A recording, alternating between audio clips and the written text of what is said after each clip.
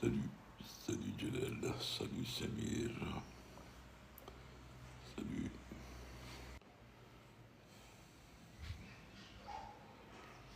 Khalida, Chanel,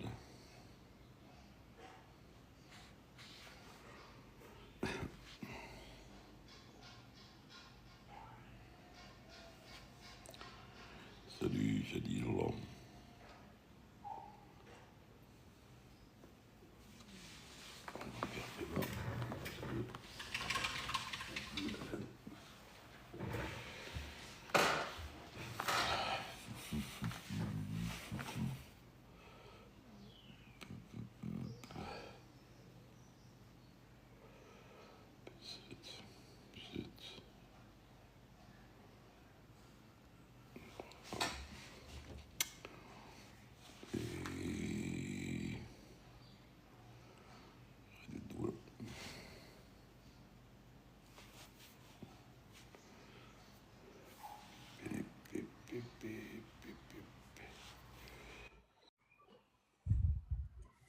et Salut Landine, salut tout le monde de le chat, salut Channel, salut tous ceux qui m'ont dit bonjour, bonsoir à vous aussi, voilà. Alors, comme d'hab, ton micro est fermé, hein? non, ton micro, toi, il est fermé. Ah non, c'est bon, c'est réglé, c'est réglé. Voilà. Parce que le micro terré, quand il est fermé, je le vois le faux. Je le vois chez moi en haut. Non, parce que je t'entendais pas pendant 3 secondes comme ça, je sais pas. C'était chez toi, apparemment. Non, c'est possible. Alors, nos amis ne sont pas là. Oh, on vient d'ouvrir le live. Laisse-leur le temps de recevoir les notifications. Oui, mais toi, tu vois des choses qu'on ne voit pas, nous. Toi, tu es le grand Manitou, tu vois tout ce qui scroll et tout. Nous, on voit rien. Et je vois à peu près rejoint. Donc je vois à peu près. Et je fais des trucs. Et ben il y a JB qui me dit je bois le thé, j'arrive. Comme d'habitude, ouais. Ah, mais allez, on va attendre. Hein. Euh, alors, tu penses régler ce problème de vidéo en fin de compte? Ouais, je pense. Ouais, c'est. Ouais, t'as que depuis la mise à jour, ça commençait à bugger. Parce qu'avant, il n'y avait aucun problème, hein. Tu veux que je te dise, moi j'ai l'impression qu'il y a un bug généralisé dans tous les secteurs. Moi ce matin, justement, je voulais changer de numéro de téléphone sur le WhatsApp. Eh Ouais, ben, j'ai un bug incroyable. J'ai un bug. D'ailleurs, je suis en communication avec justement mon opérateur. 2 minutes, ils sont en train de. vas-y, vas-y. Voilà, Spanish. Tu as récupéré. Tu as récupéré de la nuit de folie hier, des 14 heures de travail d'hier. Tu as récupéré. Tu avais une sale tête sur la photo tout à l'heure, hein.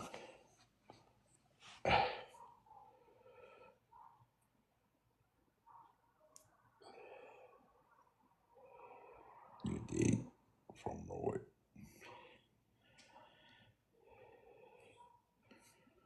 Thank you, never give up.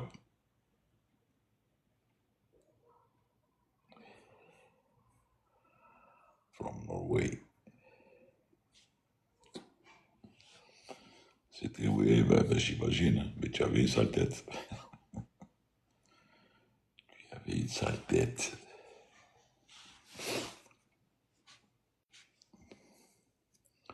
Alors, C'est normal, du boulot, hein. Il parlait des sales têtes. واحد داير Mais البسودو en fin de compte, ils sont tous. واحد داير البسودو تاعو زيلينسكي. Zahir Miskin. Zelensky, Lucas. Ouais. Regarde, tu as vu le 37 de Swifter? Oui, je l'ai vu, oui. Bah, j'ai ma petite idée, mais bon, il faut attendre un petit peu le truc. En tout cas, rien qu'à voir la météo déjà, on comprend déjà qu'il y avait 500 pieds de overcast. C'était couvert à 500 pieds. Et il n'était pas. Donc ça ne pouvait finir que comme ça. Et c'est un 37-400, c'est-à-dire All Generation. Donc ça ne pouvait que... Et en plus, il faisait froid. 1 et -1. Donc voilà. Hola, hola mi gente, ¿cómo estás? Salut, tout renté. Salut l'ami, salut, salut. Je suis en train de faire mes devoirs.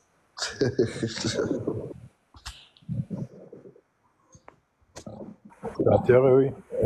Il y a eu un crash aussi, non? Vous avez su, non? J'ai entendu, juste j'ai survolé le truc, mais je ne sais pas exactement. Swift Air. Swift Air. Mais Swift Air affrété à DHL, quoi. Non, non, ça n'a rien à voir. Swift Air, c'est une compagnie, un problème. Non, ça n'a rien à voir. C'est pas parce que c'est une compagnie qui a eu un problème que, la preuve, depuis 2014, ils n'ont rien eu. Alors, ça fait 20 ans. Le problème n'est pas là. C'est que c'est un vieil avion, un 37 400, donc old. Euh, Rien qu'à voir la météo, tu comprends aussi. Overcast 500 pieds. Il faisait froid, 1 et -1 ce matin, Tchadil, à 5 heures du matin, en Lituanie. C'est un vol cargo. De toute façon, ils vont voir avec le rescapé, parce qu'il y a un rescapé.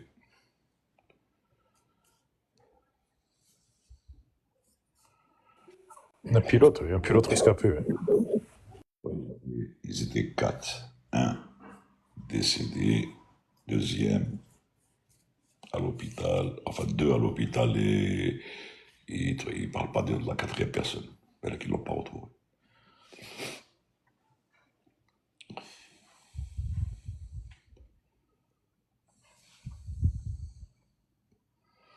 Et bon, il faut attendre ce que dira l'enquête. On a beau supputer ce qu'on veut, quand on voit, il y a une vidéo il y a une vidéo de l'extérieur qui est explicite sur Link. Et on voit l'avion arriver en finale, et à un moment donné, bon, avant de percuter, il était bas dans le plan. Ça, c'est ce qu'on voit. Il était très bas dans le plan.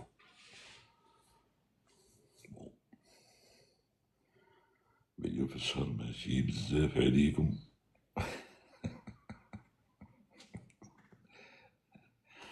Chaud? ماشي بزاف عليكم. لا لا ماشي بزاف. علاه شكون قال بزاف؟ مام 300 400 500 مليون درهم في الشهر. علاه؟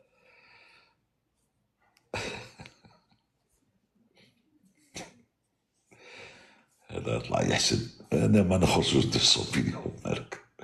Même en activité, les pilotes ne reçoivent 200 millions après Kametsk.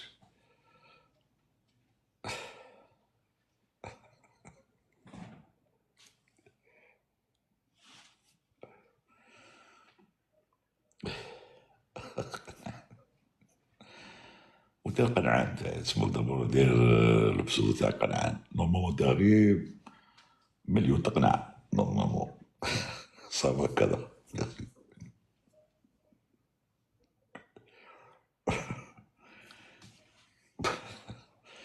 يا اخي يا اخي attends on va se والله على 200 مليون je vais en griller.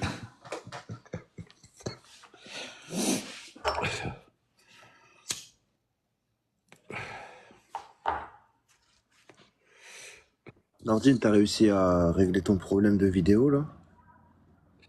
Ben, je l'ai posté. Il y a un léger décalage, mais je l'ai posté quand même. J'ai réussi, mais tant bien que mal, à la télécharger justement sur TikTok. Le problème, il est là, c'est que le téléchargement sur TikTok peine à arriver. Il arrive jusqu'à 100% de traitement, mais il reste en boucle, il tourne. Et donc, par je sais pas quel miracle, je dis, j'ai trouvé téléchargé et quand j'ai laissé pratiquement le laptop ouvert toute la nuit. Donc, ben là, que ça, est-ce que c'est un problème de réseau? Est-ce que c'est, je sais pas. Aujourd'hui, je verrai avec ce live, je vais voir. À un moment donné, je pensais que quand je sortais pratiquement, je laissais télécharger, je sortais de la page et donc j'allais naviguer à droite à gauche, truc. Ben, dès que ça perturbe, je sais pas. Franchement, je sais pas. Je te mentirais si je te dirais oui, je sais. Vu que t'es pas un menteur. J'arrive même pas à monter une vidéo, donc je suis pas un menteur et ni un monteur. Euh, Ni menteur, ni monteur. Voilà. C'est simple, hein, me semble-t-il, le Spanish, non, sur CapCut. Hein. J'ai vu un peu sur YouTube, c'est pas compliqué. Hein.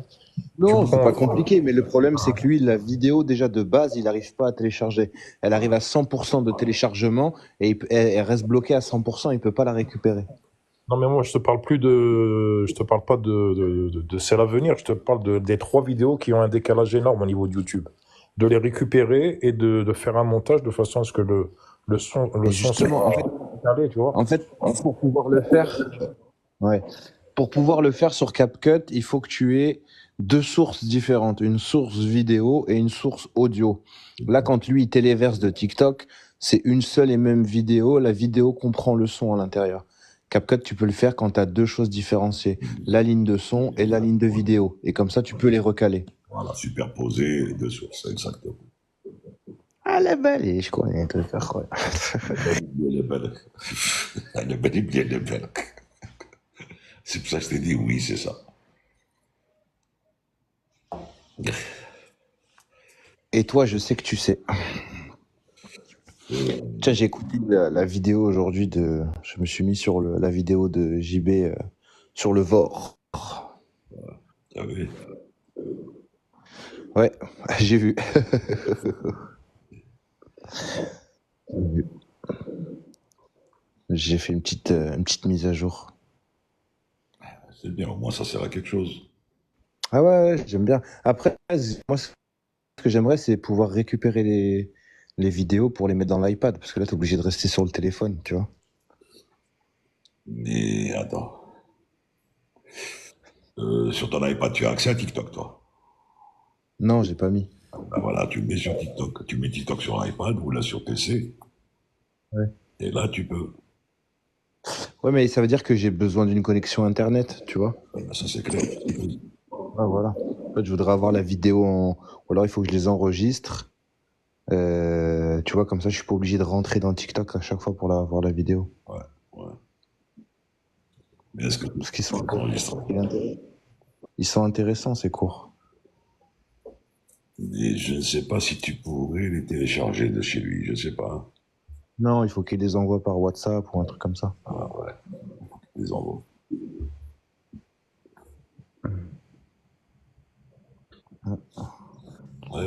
Non. Mani. Ça y est, t'es de retour. Ils sont où les autres? Ils sont pas venus encore? Non, il y a JB qui prend son thé, Hmm. il arrive. Bon, on est toujours à Doha, mais il n'a pas donné signe de vie encore. Je vais voir là.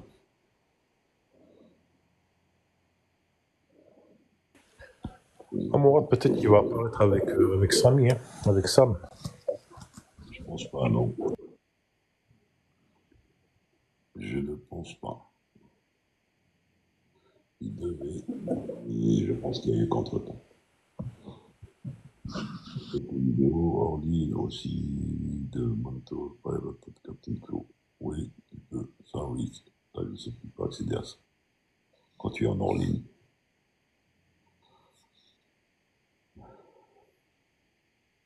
Par contre, tu as pu, enfin, je ne sais pas les publications, mais j'ai vu le problème de centrage Spanish. De quoi? Le Quoi? cargo, Ah oui, le cargo qui avait carrément la queue sur la piste. ouais. Ah, c'est énorme, ça. Hein. Ah bah oui, bah, de toute façon, je t'ai dit, il y a pas, dans ce genre de cas, il n'y a pas 1000 solutions. Soit le loadmaster, il a mal fait son plan de chargement, soit le bagagiste, il s'est trompé, il a chargé l'arrière en premier. C'est ce que je te disais, un avion, tu charges l'avant d'abord, et après tu charges l'arrière. Et déchargement, tu décharges l'arrière, et après tu décharges l'avant. Rappelle-toi, Valide, je sais pas si tu as déjà pris la TR en passager. Tu as pris la TR ou pas, Valide? Non, la TR, jamais. La TR, jamais. Alors, quand tu montes dans un ATR, il y a des fois, en général, ils font pas le sitting. C'est rare où ils font le sitting. Mais ils te disent, il faut aller vers l'avant de l'appareil. En montant, remarque la prochaine fois, si tu montes sur un ATR, tu vas voir ce qu'on appelle une béquille arrière, qui est accrochée à l'arrière de l'avion, comme ça, qui fait un contrepoids. Donc, les passagers sont obligés d'aller vers l'avant de l'appareil, remplir l'avant, et au fur et à mesure, pour remplir. Parce que s'ils se mettent tous à l'arrière, le début, l'avion va faire ça, la terre. Vu sa flèche et tout, il va faire ça. Ping. Donc c'est pareil pour le loadmaster quand il charge. Il faut qu'il charge absolument à l'avant. Ensuite, il fait la répartition terreau pour l'arrière, etc., etc. Et je disais justement à Spanish, je disais que, mais bon, tu m'as contredit d'ailleurs. Je disais que peut-être que le chargement s'était placé. Parce que un mauvais arrimage, par exemple, de la marchandise, même au sol, je veux dire sur un take-off, peut basculer vers l'arrière. Hein. Non, parce que en fait, tu as des positions. En fait, c'est comment ça fonctionne à l'intérieur des soutes. Tu as des positions, on appelle ça des locks. Tu as des positions où tu as 6 locks par palette, 3 devant, et même plus que ça. Sur 330 par exemple, t'en as au moins 12 par palette. Donc avant que ça bouge, soit le mec il a mal fait son travail, mais ça m'étonnerait, parce qu'une fois que tu les mets, elles se bloquent. Donc voilà. Et ça veut dire que moi je pense que si le mec, si tu dis comme ça a bougé, pour que ça soulève l'avion, ça veut dire que ça fait plus d'une tonne, limite elle aurait traversé l'avion, la palette. Tu vois ce que je veux dire? Parce que Ouais, derrière c'est juste des panneaux simples, simples en bois qui se démontent pour que les mecs ils puissent accéder à la PU, à tout ça, machin. ouais. Salut, JB. Salut les amis, Salut, salut. je suis en train de faire la config. Salut JB. Voilà. Et je suis en train de faire la confiture. Voilà. Ça y est, j'ai configuré. Ça va les amis? Ça va, merci. Ça va toi-même. Tu as vu ce matin, à 5h du matin, en Lituanie, le 37 Ouais, 400. 37 400. Bien, avec ça, il y a eu qu'un seul mort parmi les membres d'équipage qui étaient à bord. Bon, les autres, ils ne doivent pas être en bel état quand même. Hein. Parce que l'avion est complètement détruit. Hein. Ouais. Comme par hasard, Swiftair. On n'a rien dit. Hein. Comme par hasard. D'abord, c'est 37 400. Donc, all. 2, ils travaillent aux EPR. 3, c'était overcast à 500 pieds. 1 et moins 1 dew point. 180 pour 15 nœuds. Pour la piste 19. Et il y a une vidéo sur l'INT, une vidéo extérieure, qui montre l'avion arriver. Et je pense qu'il voulait voir absolument la piste. Donc il est descendu en dessous des 500 pieds. Et on le voit vraiment bas dans le plan. C'est-à-dire C'est un ILS, l'approche ou pas? d'ILS, oui. Et donc, apparemment, il avait creusé et on le voit au ras des pâquerettes. Mais à un nautique, je pense qu'il y a un building, enfin, il y a les habitations, c'est comme avant, tu as Steibo, tu as les trucs. Ouais, ouais. Oui, d'ailleurs, il s'est écrasé sur des baraques, il y a eu un gars qui a été tué, donc voilà. Ils ont compris feu, tout ça. Donc celui-ci, il a pas compris le dicton de chez nous, Mutarajel. Moi, je continue. Mais Tiens, le feu tu à sais, bout. il y a toujours un truc. Il y a des fois, l'individu réagit en se disant, il faut absolument que je pose, etc. Souvenez-vous l'accident de tout l'état-major de Pologne, là. Bon, là, ils avaient été un peu poussés à la faute par les accompagnateurs, enfin les porte-cotons, hein, donc. Mais on peut se trouver dans la même situation, encore une fois. Quand on est, moi je sais pas, mais quand on est par exemple commandant de bord, qu'on est saisonnier dans une compagnie charter qui est affrétée par une autre compagnie, etc. Faut pas croire, hein, on se sent pas investi des prérogatives d'un commandant de bord de plein droit, hein. Donc on se dit il faut absolument que je me pose parce que sinon ça va avoir des conséquences. Si je me pose pas, ils vont me virer ou la savoir. C'est ça, c'est important, hein. C'est vrai. C'est vrai. Enfin, on verra plus tard, parce que moi, j'ai moi une petite idée. C'est 1, -1, 500 pieds overcast. Est-ce que c'est du givre aussi? Ils étaient N-1. Ils étaient Ah N-1. non, 1 Non. et -1. 1 degré température et D'accord. Oui. -1 en dew point. Donc, c'est limite givrage. C'est des Prats. C'était un 30. Oui, s'ils travaillent à l'EPR, le Ah, 400, ils travaillent à l'EPR encore? oui, oui. Ah, C'est d'accord. PT7 sur PT2. Donc, Très réponse des... piégeux, hein. Eh oui. C'est très, très piégeux, hein. Réponse des réacteurs. Ben là, pour rattraper, ça va, c'est très très lent. Donc voilà. Voilà. Alors, ce qu'on M'a dit dit, Ismaël. L'EPR, c'était un paramètre de pilotage qu'on utilisait sur les réacteurs Pratt et Whitney, bon, ancien modèle, JT8, etc.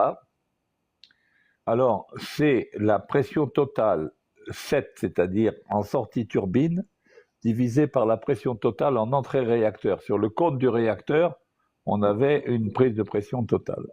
L'intérêt de l'EPR, c'est que l'EPR est proportionnel, enfin varie en fonction de la poussée.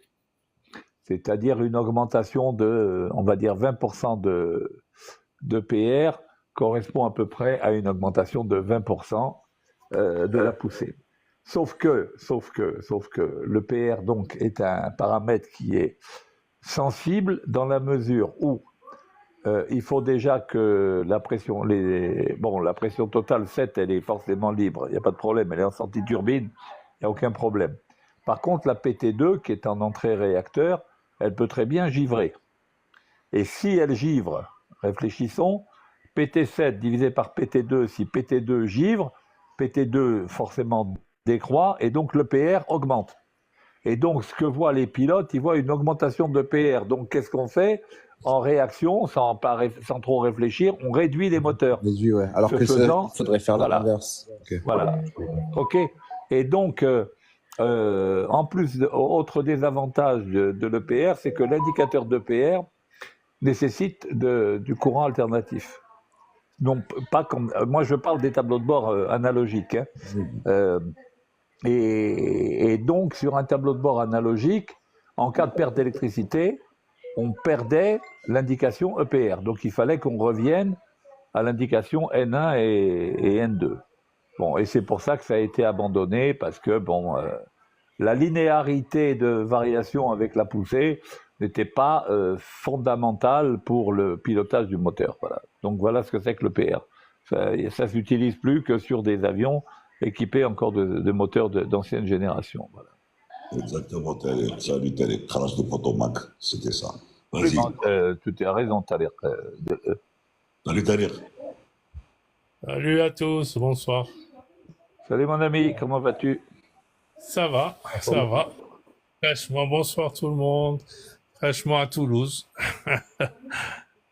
Voilà, et vous, salut Nono, toi tu dois avoir du soleil encore. Ouais, il a fait un peu gris aujourd'hui, mais c'est bon. Ah bah tant mieux. Morad, tu es à Alger? Non, moi je suis Mike Tango Golf. Mike Tango Golf, allez, très bien. Eh ben oui, voilà. J'ai pris Tango Golf 2500 pieds, tu te souviens? 500 pieds, Décollage oui, en... hein 185 nœuds maximum en virage, hein, dernier virage. Comme je fais plus Marseille souvent, donc C'est toujours la même chose ou bien non, ils ont changé? non, non, ils n'ont pas changé. Ils n'ont pas changé. Ils changeront pas à Marseille. Madeira et... Terra et compagnie. Quand ils nous donnaient direct niveau 70, on était contents. Sinon, vrrr. Exactement. Non, non. Moi, j'étais à Doha. Je suis rentré, passer un séjour à Doha. C'est beau aussi. C'est Morad qui t'a relevé, non? C'est Morad qui m'a relevé. Ah ouais, Morad, il a laissé son parfum derrière lui, comme d'habitude. Non, mais c'est bien. Donc voilà, sinon tout va bien. On attend les nouveaux 330 Neo. Là, aujourd'hui, on a une équipe, il y a une présentation aujourd'hui ici à Toulouse pour les nouvelles machines. Et voilà, juin avec le petit retard qu'a eu Algérie, a eu la chance d'avoir un petit retard de livraison de 2 mois. Mais sinon, je sais pas si vous suivez l'actualité sur Air Journal, Qatar est en train de négocier la reprise d'une série de 330 qui ont été mis en comment dirais-je, en stockage long life et qui avaient subi d'ailleurs un changement de cabine total. Et ils essaient de négocier avec American Airlines pour les récupérer parce qu'ils ont besoin de machines, ils ont du boulot, ils n'ont pas de machines. Parce que le 777X est complètement, même pas certifié. Actuellement, il n'est pas certifié officiellement pour certains problèmes. Et ici à Toulouse, donner une idée aux gens comment, quand on est réactif, quand les fonds d'investissement qui, quand un avion sort, se mettent à acheter 200 créneaux. Aujourd'hui, un créneau 350 coûte 25 millions de dollars, les amis, ici à Toulouse. Eh ben, les gens, ça cartonne, hein. Eh ben oui, ça cartonne dur, hein. Et pourtant, ici à Toulouse, Airbus est en train de recruter à tour de bras. Ils ont même foutu dehors un responsable parce qu'ils essaient de réorganiser pour avoir une efficacité de production importante. Mais un gros problème, c'est les moteurs. Figurez-vous qu'une compagnie comme Qatar Airways aujourd'hui achète même des moteurs d'occasion pour pouvoir les retaper parce que gros souci de capacité de production moteur pour les Airbus par exemple, pour le 330 et surtout le 330 qui est quand même aujourd'hui le biréacteur après l'épopée du 727, n'est-ce pas Morad? Le 330 est le biréacteur le plus vendu aujourd'hui au monde. Toutes versions confondues, hein, 200, 300, 900. T'as battu le 320, hein? Le 320, Airbus est en train de faire des choses merveilleuses. Je sais pas si vous êtes au courant, il a présenté le nouveau 320 patrouilleur maritime, patrouilleur militaire maritime pour pouvoir changer les fameux, je sais pas si c'était quoi qu'ils ont, les brigades atlantiques. Les brigades atlantiques. Exactement. Donc ils ont présenté le 320. Sur cet axe, il y a les Brésiliens qui sont pas mal. Et par contre, là, avec le 320, ils vont faire mal. Entre le MRTT qui fait le MTT, ou comment ils appellent ça, le ravitailleur, ils sont en train de le placer un peu partout. Et ici, à Toulouse, ça carbure, hein. Tu sais, je vais vous faire rire. Panneaux publicitaires, tu sais, comme les panneaux Danone, pour recrutement chez Airbus. Tout confondu, hein. Lounas, attends, Lounas qui est à l'écoute, il te demande qu'est-ce que ça recrute beaucoup en conception mécanique à Airbus. Lounas, tout confondu. Ouais. Tout.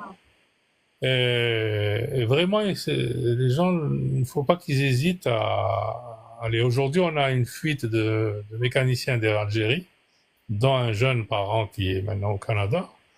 En une semaine, il est en train de bosser dans un MRO à 220.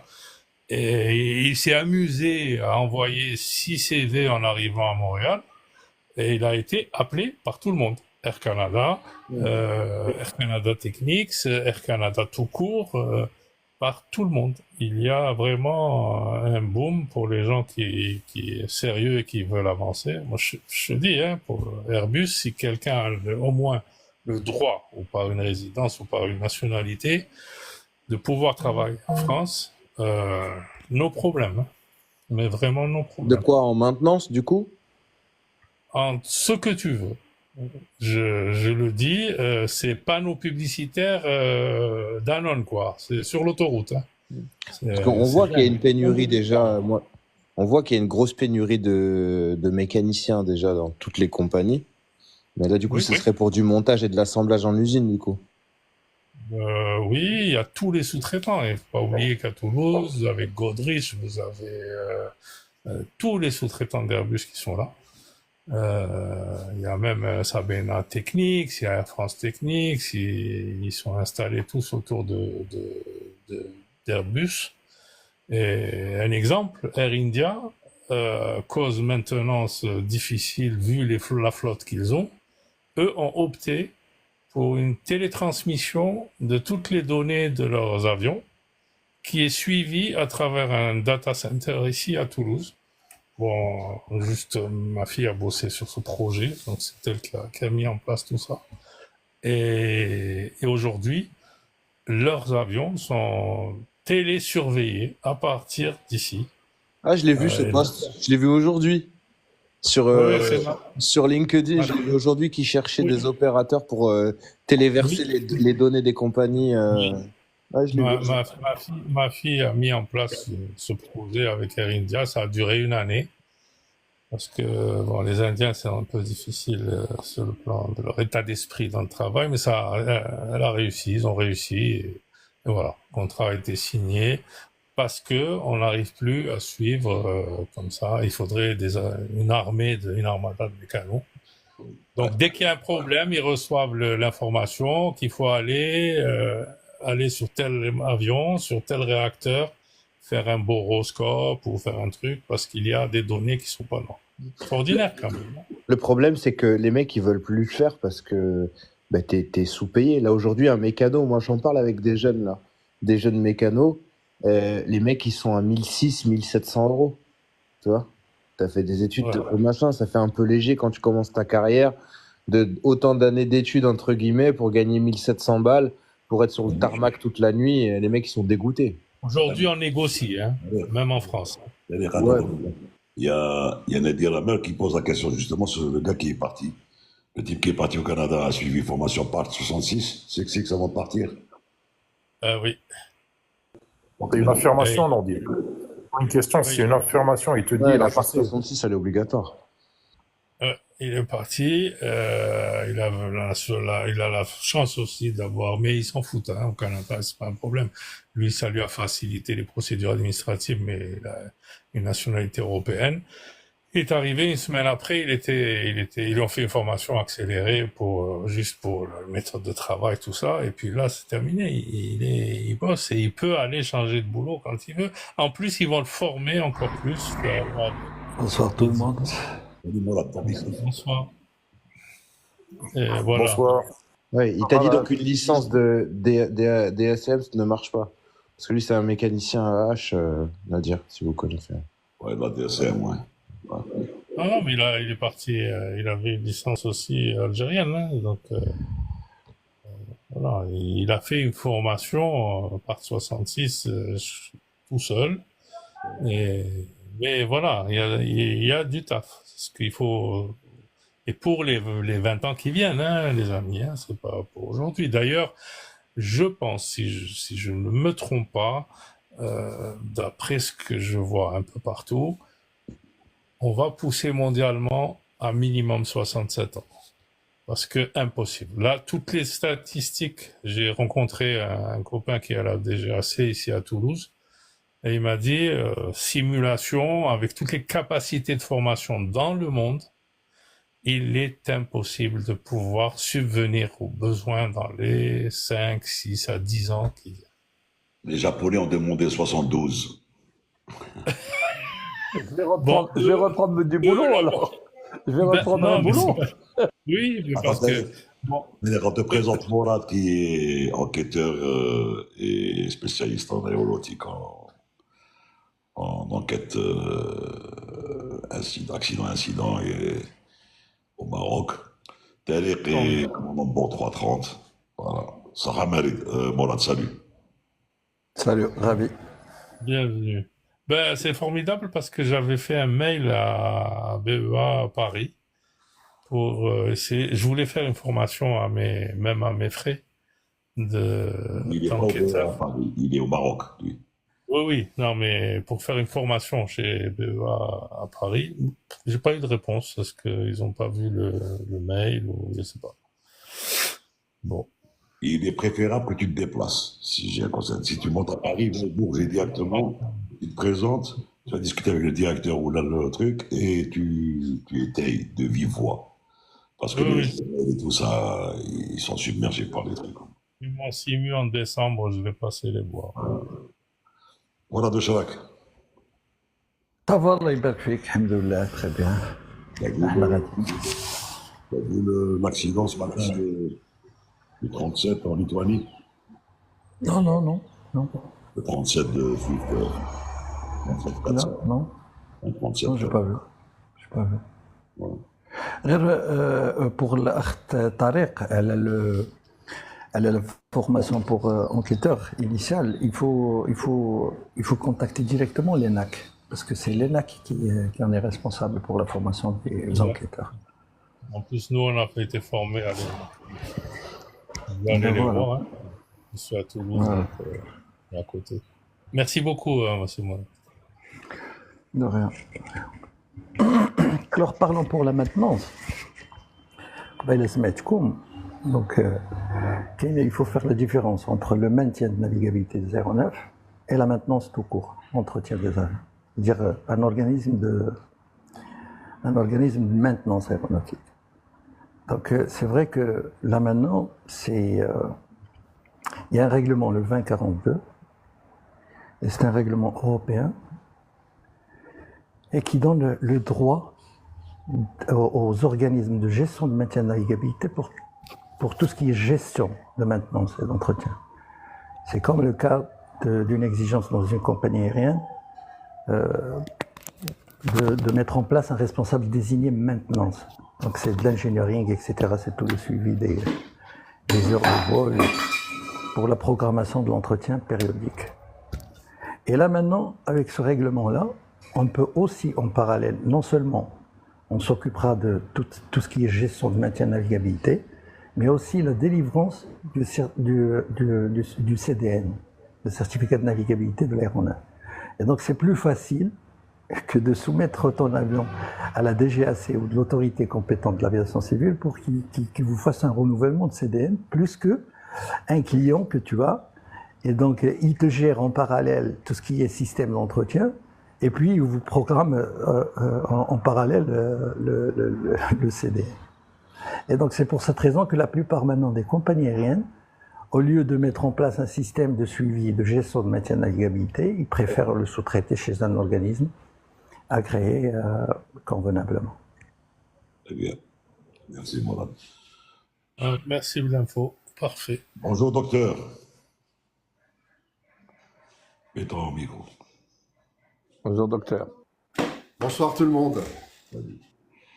Bonsoir, Je docteur. voulais simplement vous saluer. J'ai vu nos chers amis pilotes et commandants. Alors je voulais vous faire un petit coucou à Agda par amitié parce que ça fait un petit moment et là je suis toujours dans mon bureau mais enfin j'avais 5 minutes qui chauffent comme un petit coucou à nos amis, ça fait plaisir. Wesh rakoum. Ça va, ça va. Ça va, c'est Morad, wesh rak. Tariq est commandant de bord. Alhamdoulilah. Bon, JB, tu connais, Ferry, tu connais, Spanish, il travaille au dispatch à l'aéroport de Paris et de Charles de Gaulle. Morad, il est enquêteur et examinateur, enfin, au niveau de la. Oui, Morad, je l'avais entendu déjà. Non, Morad, je ne connais pas. Morad Bechi, Amraoui. Ah, mais cher Marawi, d'accord. Dans les enquêtes accidents aéronautiques au Maroc. D'accord. Vous allez bien, les amis? Ça va. Et Morad Cornelius, c'est pneumologue, médecin pneumologue qui n'aime pas les fumeurs, qui n'aime pas de trucs, donc il m'aime pas. Jamais, je n'ai jamais dit ça et je ne dirai jamais que j'aime pas les fumeurs. Alors, là, regarde, d'ailleurs, il y a, comment il s'appelle? Chanel. Alors, je sais pas qui c'est Chanel. Ah, il m'a dit, je pense, c'est qui? Chanel? Alors, je sais pas si c'est un monsieur ou une dame. Il me dit, je pense à vous ces derniers temps, ça fait 3 semaines que j'ai pas fumé. Eh ben voilà, je me suis fait un copain ou une copine ce soir, en plus. Nordine, Cornelius, au contraire, il les adore, les fumeurs. Il les adore tellement qu'il leur conseille d'arrêter. Oui, Donc, j'irai pas dire j'irai pas dire jusqu'à, enfin, je dirais pas que c'est mon fonds de commerce.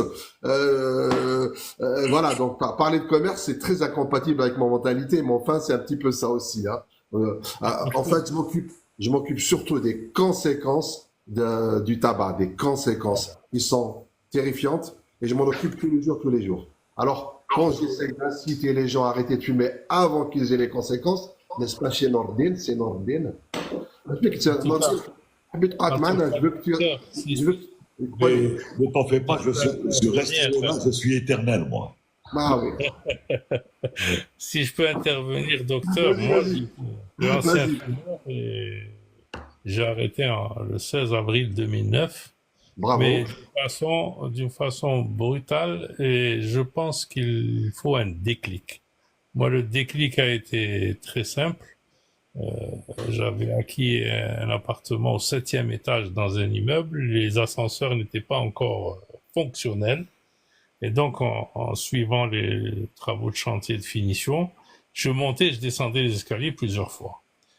Et à un moment donné, je me retrouve au 4e étage avec une cigarette à la main, essoufflé, assis sur la marche. Et j'avais, à l'époque, j'avais à peine 40 ans, moins, gars.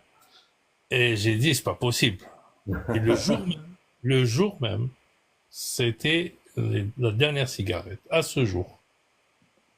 Mais juste de la volonté, hein. Ni patch, ni chewing-gum, ni perlimpin, ni poudre de perlimpinpin, ni rien du tout. Ce qu'il dit pas, c'est qu'il est devenu gaga depuis.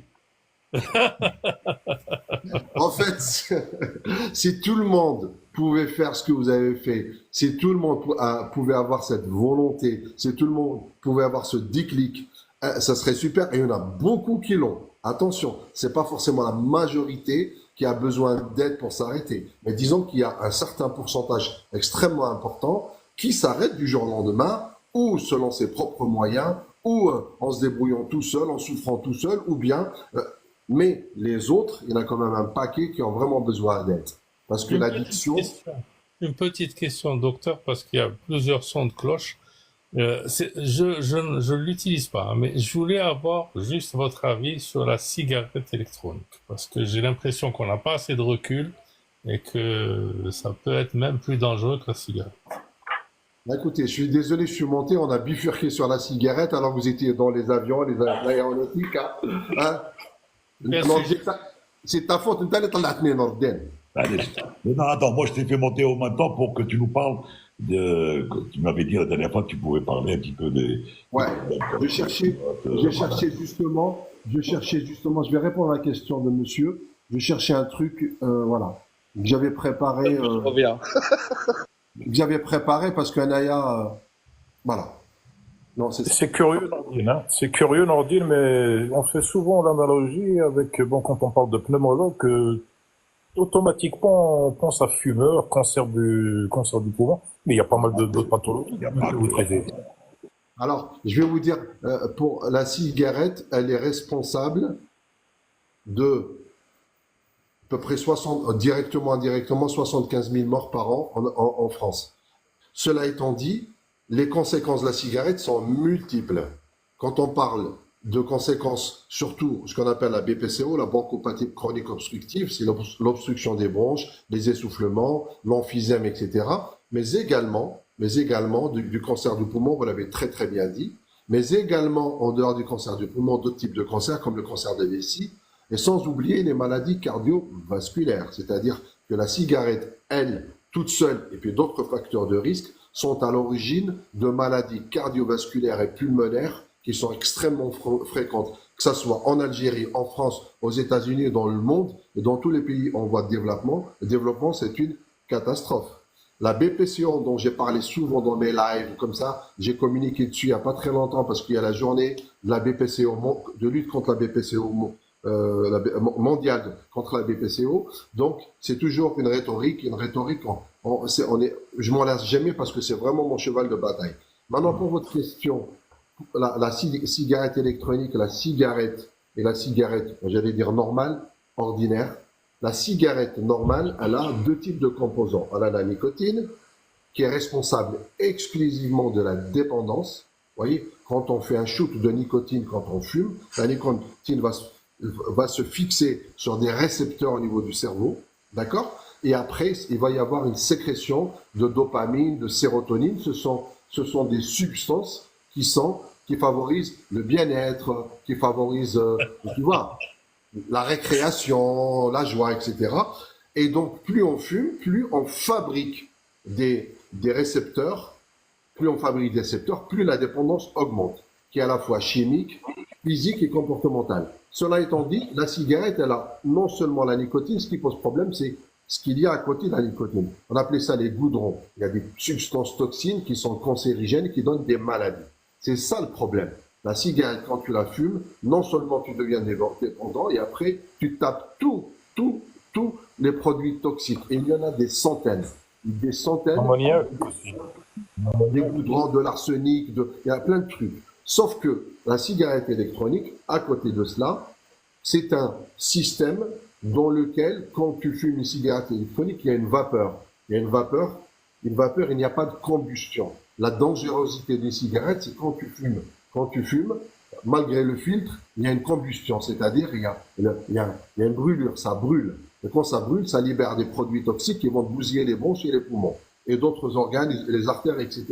Sauf que la cigarette électronique, il y a une vapeur, il n'y a pas de combustion. Et surtout, il n'y a pas de tabac. Il n'y a absolument pas de tabac.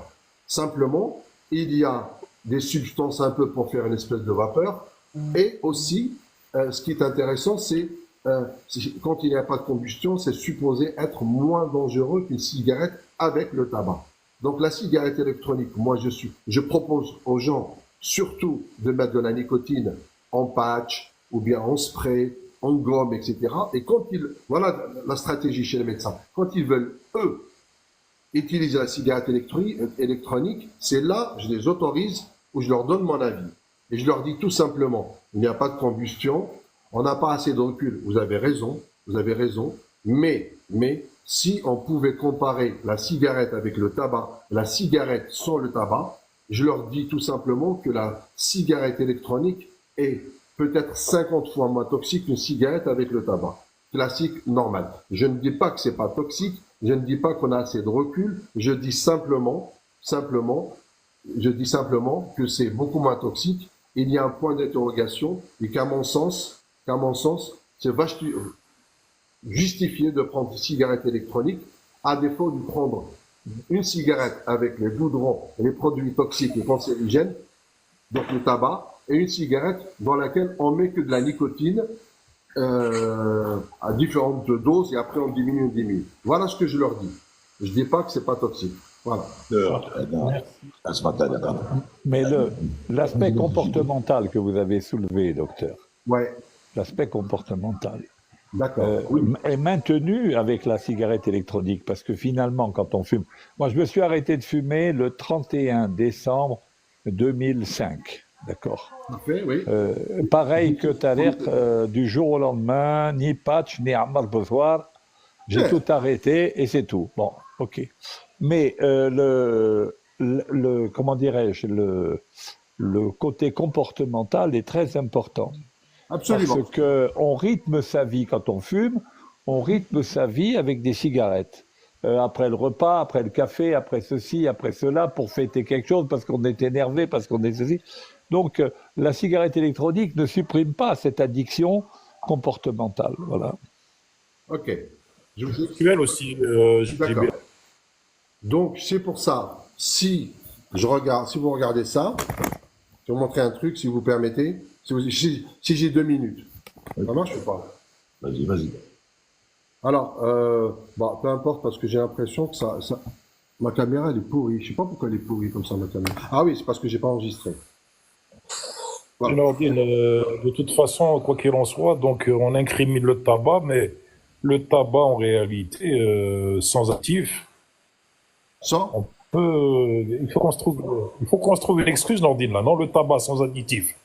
Là, Je là, pense là, que moi, trouvez, moi, j'ai fait mon génome, j'ai fait mon ADN, mon génome, et le génome santé me dit, je peux être sujet à un cancer du larynx, mais dans 350 ans, pas tout de suite. Non, non, non, dans 352 ans. Tu t'es trompé un peu. Alors, la dépendance, elle est là. Chez la plupart, la dépendance, comme je vous disais tout à l'heure, la plupart des fumeurs, les critères de dépendance sont présents. Il y a la dépendance comportementale dont vous avez parlé, la dépendance psychique et la dépendance physique. La dépendance comportementale, ça c'est un truc que j'avais déjà fait, je le propose au tabagique à mes patients. Bon, la comportementale, c'est bien sûr le geste, la convivialité, la pression sociale, parce que les copains fument, les copines, les soirées, les restaurants, le contexte professionnel, le gouda, ce comportement, notre comportement est dicté par des codes sociaux qui nous poussent petit à petit à fumer comme les autres et après être dépendants.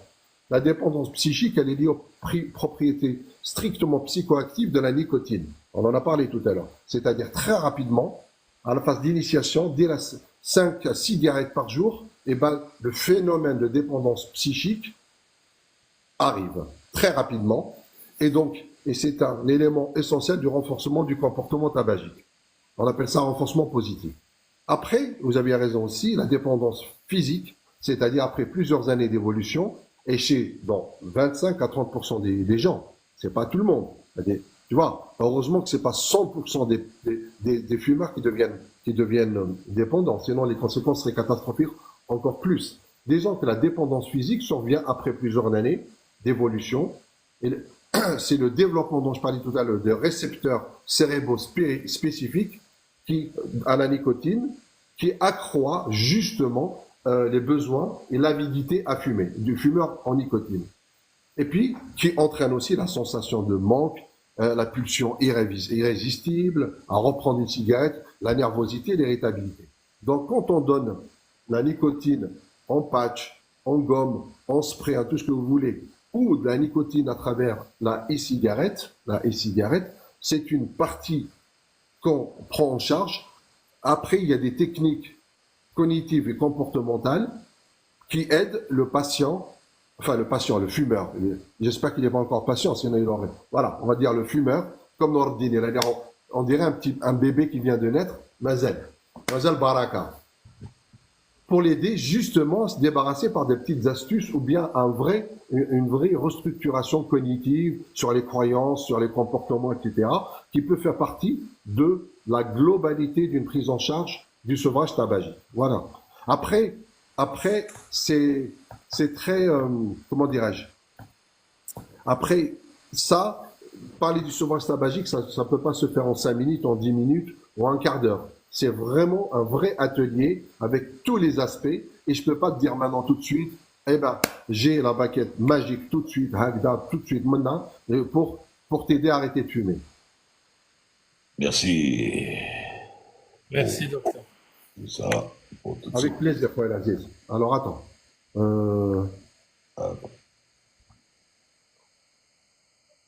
Voilà, donc c'est ça. Sinon, vous parliez de quoi, vous, tout à l'heure? Nous, on est en pleine aviation. L'aviation, hein. Pleine C'est un procédure. accident qui s'est produit en Lituanie, à Vilnius. Alors, j'ai vu Un 737 des 400 vidéos, justement, cargo où ça? qui s'est écrasé. Ben, il s'est écrasé, on ne sait pas. Vous savez, docteur, nous, comme pilotes, on sait une chose, c'est quand il y a un avion qui se casse la gueule quelque part, la première des choses qu'il faut qu'on fasse, c'est se taire.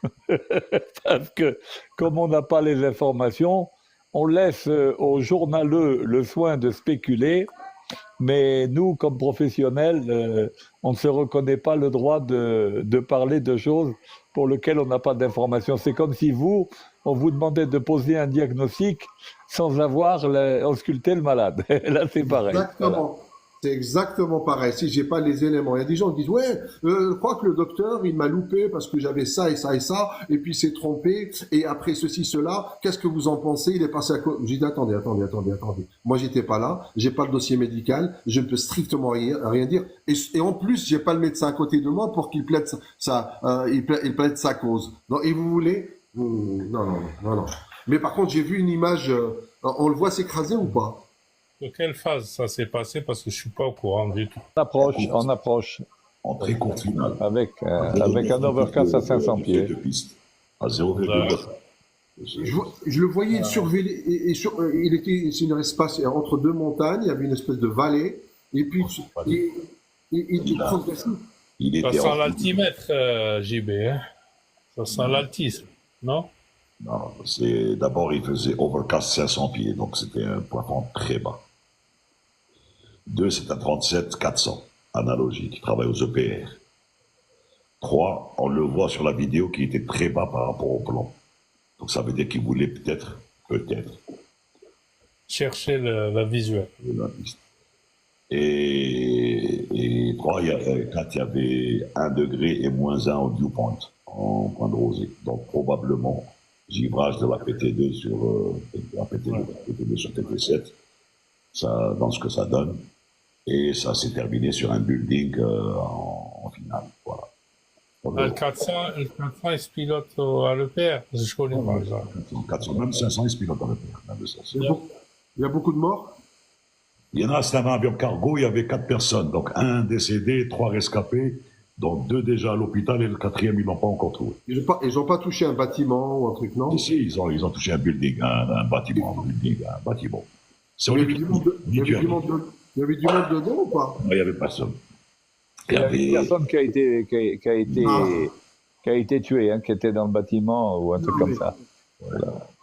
Moi, j'ai dû gérer, en parlant de ça, j'ai jamais eu, comme dirais-je, Dieu merci, j'ai jamais eu de problème, mais j'ai dû gérer une petite phobie de l'avion. Je peux vous expliquer les circonstances. Pourquoi je rebondis dessus? Parce que j'ai des copains à moi, notamment 2 amis médecins, un gars et une fille, qui avaient dû suivre le programme de désensibilisation, tu vois, à la phobie de l'avion, ok?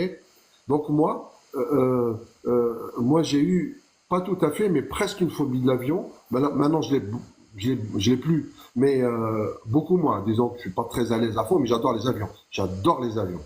Je trouve ça extraordinaire. Je suis comme un bébé. Quand je vois l'avion passer et que je suis dedans, c'est extraordinaire pour moi. C'est fabuleux. Donc pour moi c'est une invention, une technologie, un truc, c'est faramineux. Et cela étant dit, un jour, j'étais avec mon épouse, on revenait de Martinique, je crois. On revenait de Martinique et on regardait un film, comment il s'appelait ce film? Oh mon Dieu, qui se passe dans l'espace.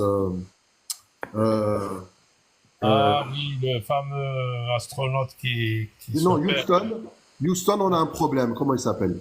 Ah oui, je vois. Avec, comment il s'appelle ce film? C'est un film très connu qui est sorti il y a 25 ans là. En tous les cas, toujours est-il qu'ils sont dans l'espace. À un certain moment, je vous jure, hein, c'est un certain moment. Nous, on est dans l'avion tranquille, au milieu de l'océan, tout. Et à un certain moment, il y a une scène où il y a une explosion dans une cabine, dans la navette spatiale. Et là, le gars, il contacte Houston, il dit Houston, on a un problème. Il y a un problème. Il y a un problème. Et là, il y a, pour vous dire, hein, le déclenchement de ma phobie. Et il y a un trou d'air, mais monstrueux, qui a, en même temps que la scène, Houston, on a un problème. Et l'avion fait boum, un trou d'air de malade. Alors, les trous d'air, ça n'existe pas. Justement, après tu m'expliqueras. Pour te dire, une espèce de trou. Enfin bref, l'avion il fait comme ça et tout le monde a crié. Et moi j'ai fait ça. Et à partir de ce moment, j'étais comme ça dans l'avion. Et ça a duré en fait de 10 ou 15 ans. C'est-à-dire, c'était pas une vraie phobie parce médicalement une vraie phobie, tu peux même pas, quand tu imagines déjà dans ta tête, tu paniques avant de partir à l'aéroport. Enfin, il y a tout un tas d'étapes. Mais disons que ça a été très compliqué à gérer à partir du moment où il y a eu Houston, il y a un problème. Une espèce de trou, que j'appelle trou d'air, bien sûr, hein, je ne suis que docteur, dirait l'autre. et elle fait ça l'avion وحكموني كما يقولوا بالجزائريه حكموني الخلايع الخلايع. ما هذاك النهار كملنا لحقنا لباري حكمنا نوتر افيون حتى جوسكا ليون با دو بروبليم لحقنا. مي ا بارتير même les petits avions pour aller à Alger, pour aller maintenant, je n'ai jamais été vraiment khlat pendant 10. Par contre, j'avais pas une vraie phobie, c'est-à-dire je montais dans l'avion, voici نحكموني الخلايع داخل في l'avion. Et surtout, mais je vous le dis franchement, surtout pendant les turbulences, tu vois. Et j'en ai souffert. Là, ça va mieux. Je peux partir là, je peux partir très loin, et ça va beaucoup mieux. Et je ne suis pas complètement encore à l'aise durant les turbulences, bien que je les ai assimilées, etc. Maintenant, si vous pouvez me parler des programmes de désensibilisation, comment ça se passe, et la deuxième question, si le trou d'air n'existe pas, c'est quoi alors? On salue Samy. Docteur, il y a Samy Benz juste à côté, là, il est commandant de bord 777 chez Qatari. Samy, salut Sam. L'équipe, ça va la baisse? Ça va et toi? Juste attends. Mourad, je viens de finir de mettre mon costume. À Calabel avec le protocole. Ça va? Oh, Nordin, j'ai eu le plaisir de prendre un café avec Captain Derwish. C'est mon entrée. Oui. Il y a quelques... Ça va la baisse? Très bien. Frère. Oui, on est rentré. Très très bien. Alhamdoulilah. Avec Maroud المشوير avec Maroud. Samy, attends. Toi, tu n'as jamais fumé de ta vie, et lui, il a arrêté de fumer. C'est normal, vous prenez un café ensemble et vous rigolez et tout. C'est normal. Si c'était avec moi, tu n'aurais pas rigolé. Hein. Parce que je t'ai Non, mais je dois vous dire quelque chose. Mourad, depuis ce matin, j'arrête pas de le supplier de le voir pour prendre un café ou là. Il a un programme. À la belle, je un programme. Quand je vais à la plage, quand je viens, quand non, je sais pas quelle plage. Il y a Drawash, le programme derrière. Mourad, c'est Mourad. On salue Sabri, Samy, 2 minutes. Allez, Sabri. Salut la compagnie, salut tout le monde. Ah, on est nombreux là. Ouais, c'est bien. Attends, Sabri, commandant de bord. Une dernière question. On est 1, 2, 3, 4, 5, 6, 7. Ouais. Cherchez l'intrus.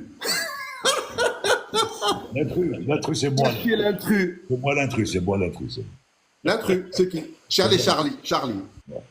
Sabri, il est commandant de bord, instructeur sur 330 chez Air Algérie. Sabri, docteur Berkane, alias Cornelius, il est pneumologue spécialiste en pneumo, et voilà, il nous parle. Enchanté, bonjour docteur, bienvenue. Alors docteur, si je peux me permettre, je vais vous expliquer très rapidement, mais vous pouvez revoir cette vidéo sur mon profil si vous devenez follower. La turbulence, je vous explique très rapidement. Un avion vole parce que il y a une portance qui est générée, et cette portance, elle est générée en fonction de ce qu'on appelle l'angle d'incidence, c'est-à-dire l'angle entre la trajectoire de l'avion et la corde de l'aérodynamique de l'aile. Bon, en gros, une ligne qui joint l'avant de l'aile à l'arrière. Très bien. OK. Lorsqu'il y a de la turbulence, cet angle d'incidence varie. Et comme il varie, évidemment, la portance va varier en même temps.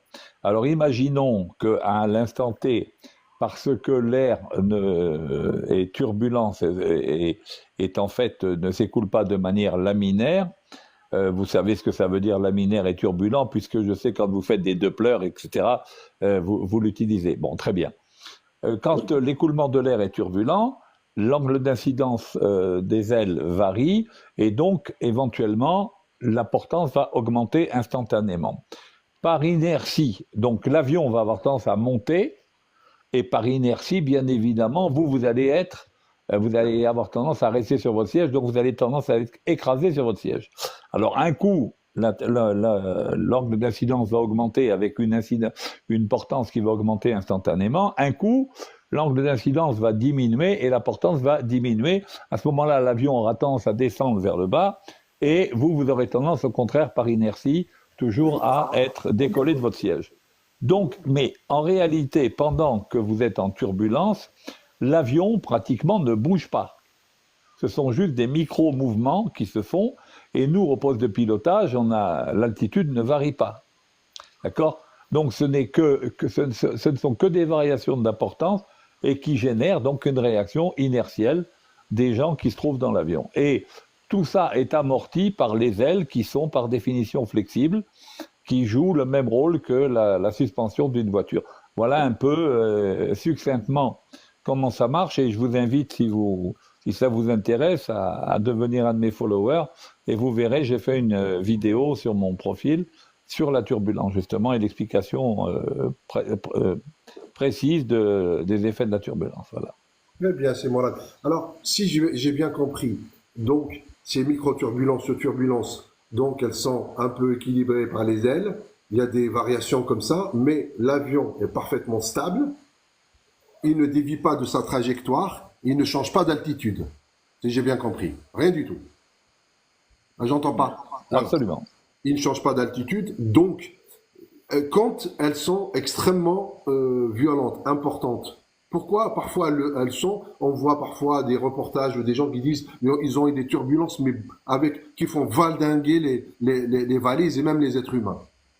Que là, la variation de l'importance a été extrêmement importante, et donc ça a provoqué des accélérations verticales très très importantes. Et quand on n'est pas attaché dans l'avion, quand l'avion a tendance à descendre, quand la portance diminue brutalement, il acquiert une certaine vitesse vers le bas, et évidemment, l'individu qui est à l'intérieur, qui n'est pas tenu, par inertie, il va avoir tendance à rester à la même position. Donc par rapport à l'avion, il va se soulever, tout simplement. C'est pour ça que quand on est dans un avion, toutes les fois qu'on est assis dans son siège, on doit avoir notre ceinture attachée. Voilà.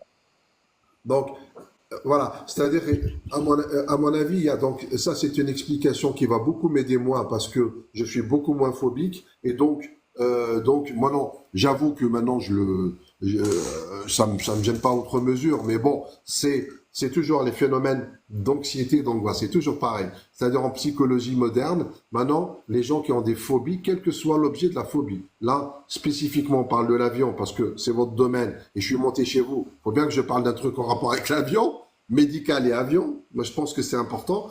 Et les gens qui nous écoutent et qui ont peur de l'avion, à mon sens, c'est très, très, très important de le savoir. Parce que par essence, la phobie, elle n'est pas logique. Il n'y a pas de logique, il n'y a pas elle est archaïque. La peur est archaïque quand on a une phobie. On a peur d'un serpent, on a peur de l'ascenseur, on a peur de l'avion. C'est une peur primaire archaïque. Il n'y a pas, si intellectuellement tu m'expliques tout ça, et si j'ai vraiment phobie, je vais oublier tout ce que tu m'as dit. Docteur. Parce que je suis phobique. Donc, les thérapies cognitives et comportementales, et notamment l'exposition, la désensibilisation et l'exposition progressive, elle marche. Est-ce qu'il y a des programmes chez Air Algérie? Auquel cas, est-ce que vous avez participé à ce genre de prise en charge? Vous tous, hein? Docteur, j'ai une question pour vous, docteur. Attends, répondez déjà à mes questions, s'il vous plaît. Justement, je vais répondre à votre question par une question. Non, Samy, attends. Je vais l'orienter déjà sur un truc à Paris. À Paris, au centre, hein.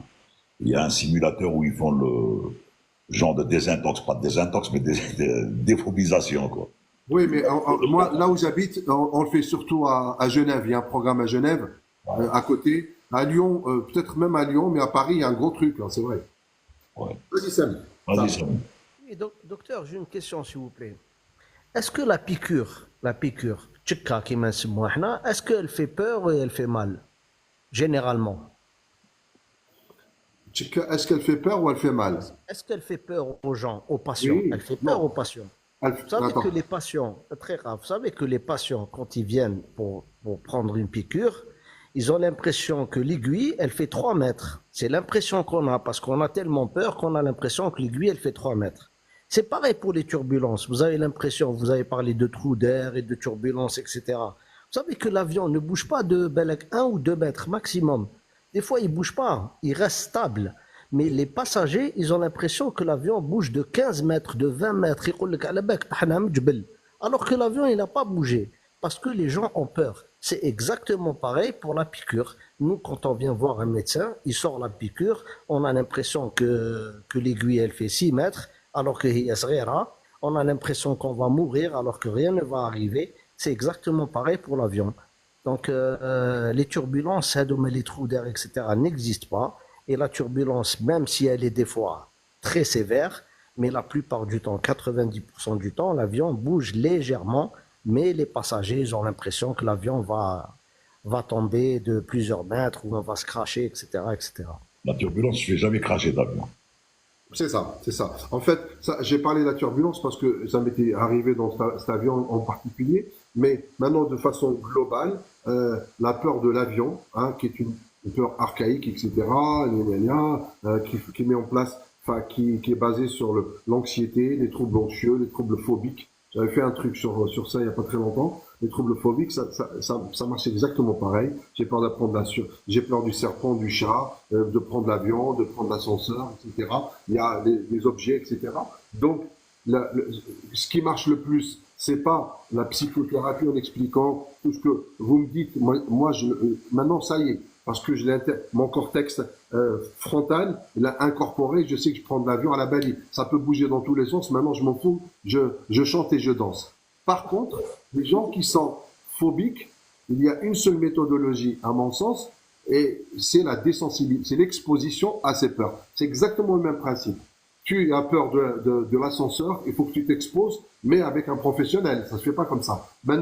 Maintenant, qu'est-ce que vous en pensez? Est-ce que vous avez une expérience à ce niveau-là? Est-ce que vous avez participé à ce genre de programme? Moi, j'ai pas participé à ce genre de programme, mais j'avais dans ma famille un de mes beaux-frères qui avait une trouille absolument bleue de l'avion. Il pouvait faire des heures et des heures d'avion, il mangeait pas, il respirait à peine, etc., etc. Eh bien, je l'ai guéri en l'obligeant à être avec moi au poste de pilotage. Et il a passé tout un vol de Damas jusqu'à Alger, donc 5 heures et quelques de vol. Et depuis ce jour, après, il prenait l'avion avec le cigare et tranquille, voilà. Alors c'était un gars qui shahad tout le long du vol. Voilà. Donc maintenant, maintenant il est décédé, mais ça l'a guéri. Bon, mais c'est pas forcément le cas pour tout le monde, hein, voilà. Non, c'est ça. Eh bien, vous avez également, Nordine. Vous avez également, vas-y.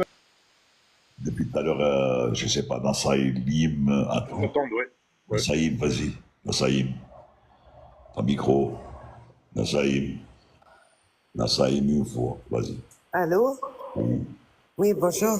Bonjour tout le monde. Désolé pour le dérangement, je serai un petit peu hors de sujet. On peut pas mettre des hors sujet. Ouais, juste moi, parce que je sors de l'hôpital. En fait, j'ai une forte crise d'asthme. Je demande juste au docteur une question, pneumologue. Je voudrais l'envoyer une question parce que en fait, je suis asthmatique et j'en ai marre de le cortisone et les antibiotiques. J'ai que ça, et ça me fait grossir. Je suis dans le Nord. Et désolé, je voudrais demander au médecin, au docteur, est-ce qu'il peut me faire une consultation par vidéo ou je peux le contacter en privé et tout, il peut suivre mon dossier, s'il vous plaît. Juste pour ça. Désolé, hein. C'est hors de sujet, mais bon.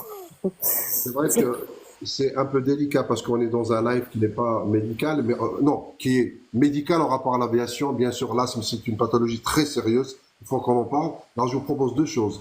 Que vous me contactiez à titre privé, si je peux vous aider, il n'y a pas de problème. Vous m'écrivez. Deuxièmement, vous allez me poser la même question jeudi. Alors, je suis ma pub, entre guillemets, parce que c'est voilà. Ouais, je vous suis. Exactement ce que vous faites. Jeudi à 19h, on sera 2 docteurs, 2 pneumologues. Moi, votre serviteur, et puis une dame, une collègue à moi, pneumologue, que je vais inviter. On sera 2 à répondre à toutes les questions, notamment aux questions de l'asthme. Donc, jeudi, si vous avez vous habitez où, madame? En Belgique, c'est ça? Non, j'habite à Lille, dans le Nord. À Lille, oui, pardon. Ouais. J'étais pas loin, mais bon. Ouais, vous êtes pas loin, vers la frontière, la Belgique, ouais. نهار الخميس, vous parlez l'arabe? نهار الخميس à 7 à la Chia à peu près. À on sera 19h. un pneumologue, un monsieur et une dame, et vous montez. Marhaba bik, واسمك déjà Anas Nassaïm. Saïm. Eh, Ouais. déjà, abonnez-vous et là, Si je j'aurai. suis abonné à vous et à votre collègue, bien sûr, avec plaisir. Voilà. Alors, j'ai fait une vidéo sur mon. J'ai fait une Je vidéo. regardais les vidéos. Voilà. Donc, Ouais. on va le faire en français et on va même faire l'effort de le faire en algérien. Moi, je dis en algérien parce Ouais, que ouais, d'accord. l'algérien, c'est plusieurs langues. Au préalable, vous payez la consultation par. Bien sûr, il n'y a pas de souci. Il mérite, voilà. Alhamdoulilah. Mais par contre, juste Jamais pour de la que vie. juste Jamais pour que- de la vie. D'accord. Je travaille sur mon salaire. Merci beaucoup, docteur Rabbi Yahafak. Je vais lui envoyer mon RIB. Comme ça, Bien sûr, je vais lui envoyer un lien. Par contre, juste quelque chose, si vous avez besoin d'un psychologue, mon fils il est psychologue, il est spécialisé dans les attaques de panique et tout. Si Ça, vous- c'est très bien. Si vous Et avez nous- besoin des conseils, j'ai le psychologue, j'ai les ingénieurs. Si Voilà. vous avez besoin, vous me dites, il va monter avec vous. Il a fait 7 ans d'études. Si vous avez besoin des conseils, la phobie, les attaques de panique et tout. Ah, Donc, vous me dites. ça y est. Je vais Ah oui, mettre- ça, c'est avec plaisir. Oh, Je vais mettre- ok. je Je vais vous mettre- remercie beaucoup. Merci. Docteur. Merci beaucoup. Désolée, j'étais un petit peu hors des sujets. J'ai copié les paroles. Merci, Barakallahu fikum, Rabbi yahfadkum, oulad bladi. Merci beaucoup. Pas de problème. Salam alaikum. Attends, je vais donner la parole à JB parce que si Fer pose la question, peut-on parler de l'effet de l'attitude sur les moments. Bon, si faire, je viens de vous répondre par écrit en vous disant de voir ma vidéo. Bon, encore une fois, soyons très clairs. L'anémomètre, son principe de base, c'est de mesurer une pression dynamique. C'est-à-dire qu'il mesure la différence qu'il y a entre la pression totale du fluide en mouvement et la pression statique, qui est donc une pression dynamique, qui s'exprime dont l'expression est 1/2 de ρ V au carré, où ρ est la masse volumique de l'air, V étant la vitesse de l'avion ou donc de l'écoulement. Très bien. Pour pouvoir faire correspondre à une pression dynamique mesurée une vitesse, puisque la pression dynamique est égale à 1/2 de ρ V au carré, il faut bien fixer la valeur de ρ. Vous êtes bien d'accord avec moi, parce que sinon, on ne peut pas faire le rapprochement. Or, par définition, la masse volumique de l'air, à partir du moment où on change d'altitude, ou bien même à une même altitude, si la température change, eh bien la masse volumique de l'air va changer. En conséquence de quoi ? La correspondance qui est établie par l'anémomètre, l'instrument lui-même, entre la pression dynamique et la vitesse, est basée sur le fait que l'on part de l'hypothèse que la masse volumique de l'air a une valeur fixe.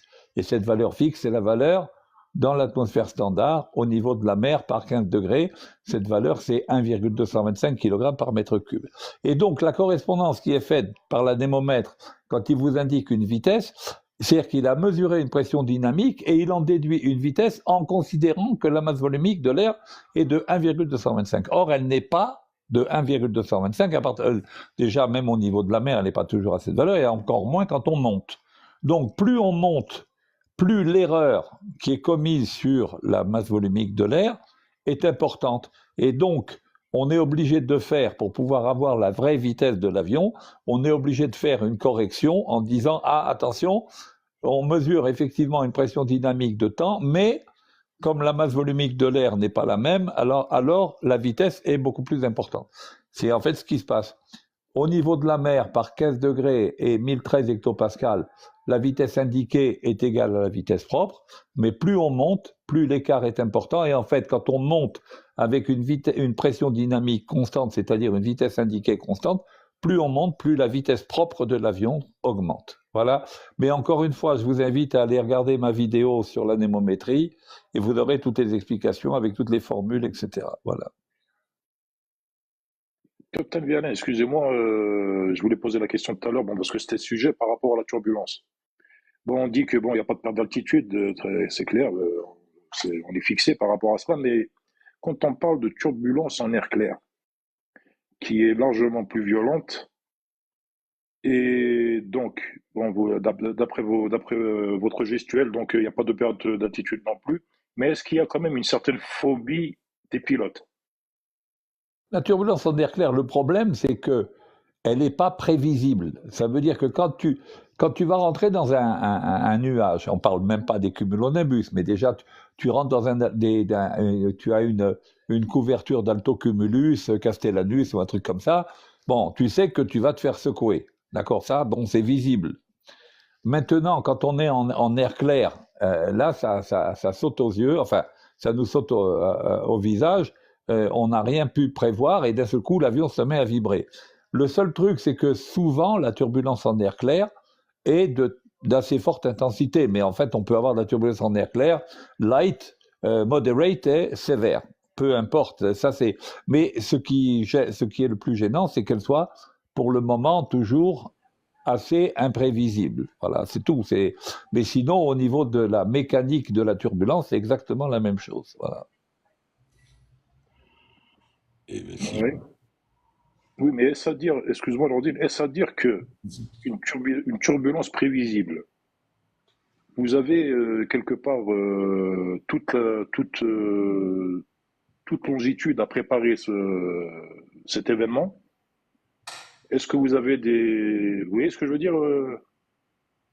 De toute façon, à partir du moment où on ressent une turbulence, si on considère que cette turbulence est modérée, voire sévère, on va prendre les mesures qui s'imposent, c'est-à-dire adopter la vitesse de pénétration en air turbulent, etc. Donc, c'est des procédures que l'on va prendre. Et puis, bon, si on voit que c'est difficilement tenable, qu'est-ce qu'on va faire? On va changer de route, ou bien on va descendre, ou bien si on a identifié la source de la turbulence, parce qu'on a une masse nuageuse turbulente là devant nous, on va essayer de dévier, ou bien on va descendre, voilà.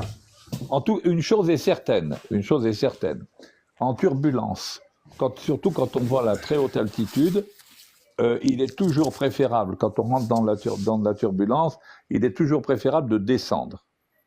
Parce que, quel que soit X, même si on doit avoir toujours de la turbulence en étant plus bas, on aura un air plus dense et donc on aura un range de vitesse qui sera plus important et on sera plus en sécurité dans un air plus dense. On aura plus de marge de sécurité par rapport au décrochage basse vitesse et par rapport au buffeting haute vitesse. Voilà. Nadir 4, on appelle ça de la CAT, de la Clear Air Turbulence. La turbulence en air clair, c'est-à-dire il n'y a rien, pas de nuages, c'est pas détectable. Et d'un seul coup, l'avion commence à bouger. Ça, c'est un cisaillement de vent qui est pas détectable. Tous les avionneurs sont en train de se pencher là-dessus et je pense même ils sont arrivés à un concept qu'ils vont utiliser déjà chez les militaires. Ensuite, ça va passer chez les civils. Un espèce de radar qui va détecter même la CAT. Voilà. OVNI.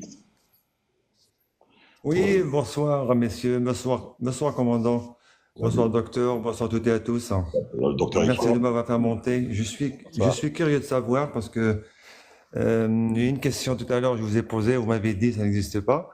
Les ovnis, aujourd'hui on parle beaucoup, mais les Américains ils ont confirmé 2023 que la zone 51. Vous avez volé pas mal d'heures, enfin des années plutôt, en plus. Donc, j'aimerais bien savoir, avez-vous croisé quelque chose qui n'existe pas surnaturel sur votre passage? Merci. Objet volant non identifié, c'est-à-dire tout ce qu'on n'arrive pas à identifier, on va dire que c'est un objet volant non identifié, tout ce qui peut voler. Les pilotes, de par leur expérience, ils ont eu vu des formes, des placements lumineux de quelque chose, une comète, une espèce d'étoile scintillante au loin qui leur paraissait se rapprocher. C'est des effets visuels. Maintenant, tu me dis les Américains 2023, les Américains, ils ont raconté pas mal de choses, que ce soit eux ou d'autres. Il y a, pour ma part, les objets volants non identifiés, d'ailleurs d'où le nom. S'ils sont volants et ils sont non identifiés, on ne peut pas les identifier, donc je ne vois pas pourquoi ils existeraient. JB, tu veux dire quelque chose à ce sujet-là? Moi, j'en ai jamais rencontré. Non, j'ai jamais rencontré, donc non, il n'y a pas de. Sabri, tu as rencontré des ovnis, toi? Non. Sabri.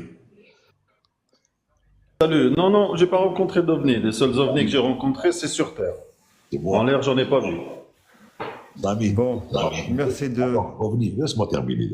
Samy, Samy, il fait est-ouest, nord-sud, re-est, re-sud, re-nord, re-sud. Samy, tu en as rencontré des ovnis, toi? Oui, tous les jours. Sur TikTok. Les seuls ovnis, ils sont au sol. Quand on décolle, il n'y a plus d'ovnis. Mais au sol, oui, il y en a beaucoup. Oui, mais au moins, Quand je vois Mourad Amraoui, je me dis, ah, les ovnis existent. oui, mais nous, les ovnis qu'on a, ils travaillent. Ils font du Oui, c'est vrai, ils travaillent. Ils sont corvéables à souhait. Oui, ça, c'est vrai. On en a un là, c'est Froid Clim Pro qui nous demande, messieurs les commandants, est-ce que la Terre est plate? Ça, c'est un ovni. Merci, ovni. Ah ouais, voilà. Je vous en prie. OVNI, c'est bon. OVNI. Ok, c'est bon, je vais vous laisser. Merci, Oui, allez, au je vous revoir. écoute. Toi, tu en as Merci rencontré beaucoup. des À ovnis? bientôt, au revoir. Tu en as vu des ovnis, toi? Est-ce que tu en as vu? Honnêtement, non, parce que dans la zone 51, je suis un Américain scientifique qui parlait beaucoup de ces choses surnaturelles. C'est la raison pour laquelle que je vous ai adressé cette parole. Donc maintenant, vous m'avez dit que vous n'avez pas croisé. Merci à vous et je vous souhaite une bonne continuation et à bientôt. OVNI. Les chercheurs qui cherchent, on en trouve. Les chercheurs qui trouvent, on en cherche. C'est pas faux. C'est pas faux. On voit bien. C'est pas faux. À méditer. À méditer. Répondre à s'y faire. Qui dit comment lire mon anémomètre si je dois atterrir sur une piste de 4000 mètres, à 4000 pieds? Très simplement, vous avez votre manuel de vol vous donne votre vitesse d'approche à 4000 pieds pour le poids que vous avez. Vous rentrez dans la table avec l'altitude pression du terrain, la température et le poids de l'avion et vous aurez une vitesse d'approche. Cette vitesse d'approche qui vous est indiquée en vitesse indiquée, eh ben vous l'adoptez, c'est tout. Ça correspondra à une vitesse propre plus élevée, mais vous adoptez tout simplement cette vitesse-là. Il n'y a pas à lire, il y a pas... On fait une approche avec une vitesse indiquée qui correspond à une vitesse propre, laquelle est en adéquation avec l'altitude et la température. C'est tout. Sinon, Captain Duana aussi, j'avais une question concernant l'ADI, l'indicateur d'altitude directeur. Oui. D'attitude directeur plutôt. J'ai vu une vidéo récemment concernant un vol de la RAM qui avait une problématique justement sur ce détecteur-là. Et apparemment ce serait il serait là justement pour justement corriger le tangage et le roulis. Pas corriger, mais déjà l'indiquer. Je sais pas si vous avez vu la vidéo ou pas. Déjà et d'une. Non, je n'ai pas vu. Donc il a fait un déroutement sur Lyon, Saint-Exupéry, il se rendait à Orly, il a eu des tas de problèmes par rapport justement à ça.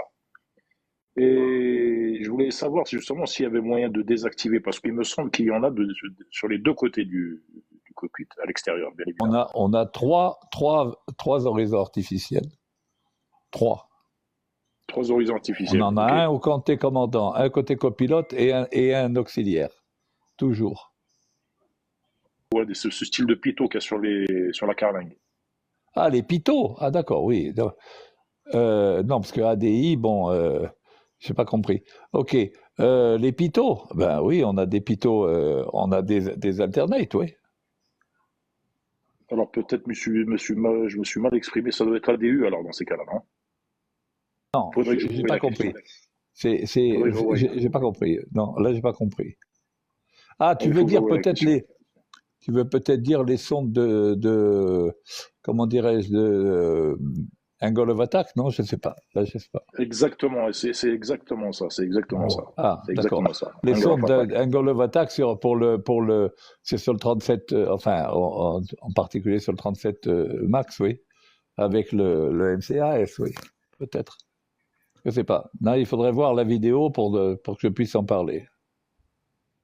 Très bien, je vais vous l'envoyer.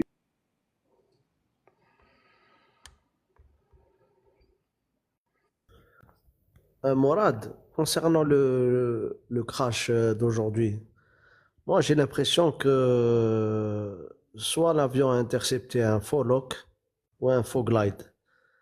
Parce que le voir descendre comme ça et sans alerte, c'est pas normal. Et je sais pas sur le 30, c'est un 37-400, je sais pas si c'est un 37-400. 400 analogique, rien.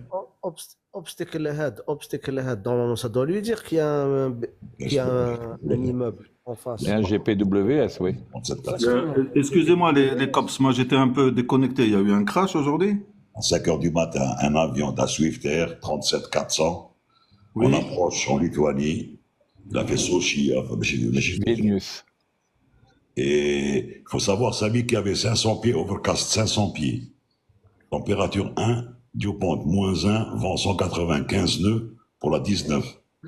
Oui, et mais donc, tu sais que quand tu as des températures comme ça, on fait des altitude correction déjà. Il doit corriger ses altitudes pour l'approche. Bon, sûrement, il était sous contrôle radar. Donc, si on est sous contrôle radar, il fait pas de correction, mais dès qu'il intercepte le glide, normalement, il a fait ses corrections bien avant. Et je pense que l'avion, bon, j'ai pas le droit de dire ça, mais c'est l'impression que j'ai, soit il a intercepté un faux glide ou un faux lock pour finir dans... Regarde, la vidéo, elle est sur LIN. La vidéo, elle est sur LIN, tu peux la voir ou sur... WS, il doit lui dire obstacle ahead, obstacle ahead, et il doit remettre les gaz. Je sais pas, c'est très bizarre. 400 qui mettent 200. C'est un analogique. Mais il dit obstacle ahead, ni Tikas, ni Wallo. C'est des analogiques. C'est un avion de 93. Non, mais il a un GPWS quand même. Hein. Non, mais attends, GPWS, il agit contre une montagne ou un truc, pas contre un immeuble. Hein. Oui, oui, bien sûr, contre un immeuble, ça, c'est pas assez gros. Hein. Samir, on le voit sur la vidéo, descendre en dessous du plan. Non, il te dit obstacle ahead. Ça, c'est un obstacle, c'est pas une montagne. Il te dit obstacle. Non, Sam, il n'y a pas, ça n'existe pas, ça, obstacle ahead dans les avions. Dans les 37-400. 37-400 qui est un classique. C'est ça ce que vous avez dit, non? C'est un 37-400, c'est ce qu'a dit Nordin. Ah, 37-400, ça n'existe pas, mais à la belle, sur 37 mais tu parles d'une technologie de Dreamliner ou la 777, c'est autre chose. Ah, ok, non, c'est vrai, oui. Ouais. Un obstacle, une montagne, un truc qui est dans la database, avec les coordonnées géographiques, les altitudes corrigées du GPS, etc. Tu sais comment ça marche. Exactement. Le GPWS ou le EGWPS s'allume tout seul et il te dit terrain head ou la pull-up ou la etc. Mais un immeuble, non, il te dira rien. Parce que les immeubles, lui, il est construit, demain il est détruit. C'est comme ce qu'ils ont fait là avec le stade de Nelson Mandela en finale 09. Il y avait aussi un immeuble, le groupement de gendarmerie voulait monter un immeuble de 6 étages en plein... dans le Centerland de la 09. Il a fallu que le NNA leur dise, mais non, attention, vous faites pas plus que 2 étages.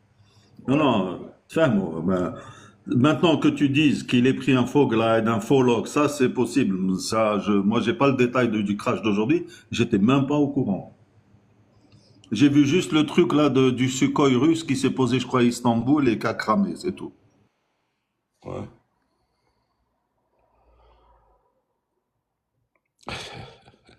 Alors, il y a Rémi Benchenish qui nous explique, demande comment marche le transpondeur.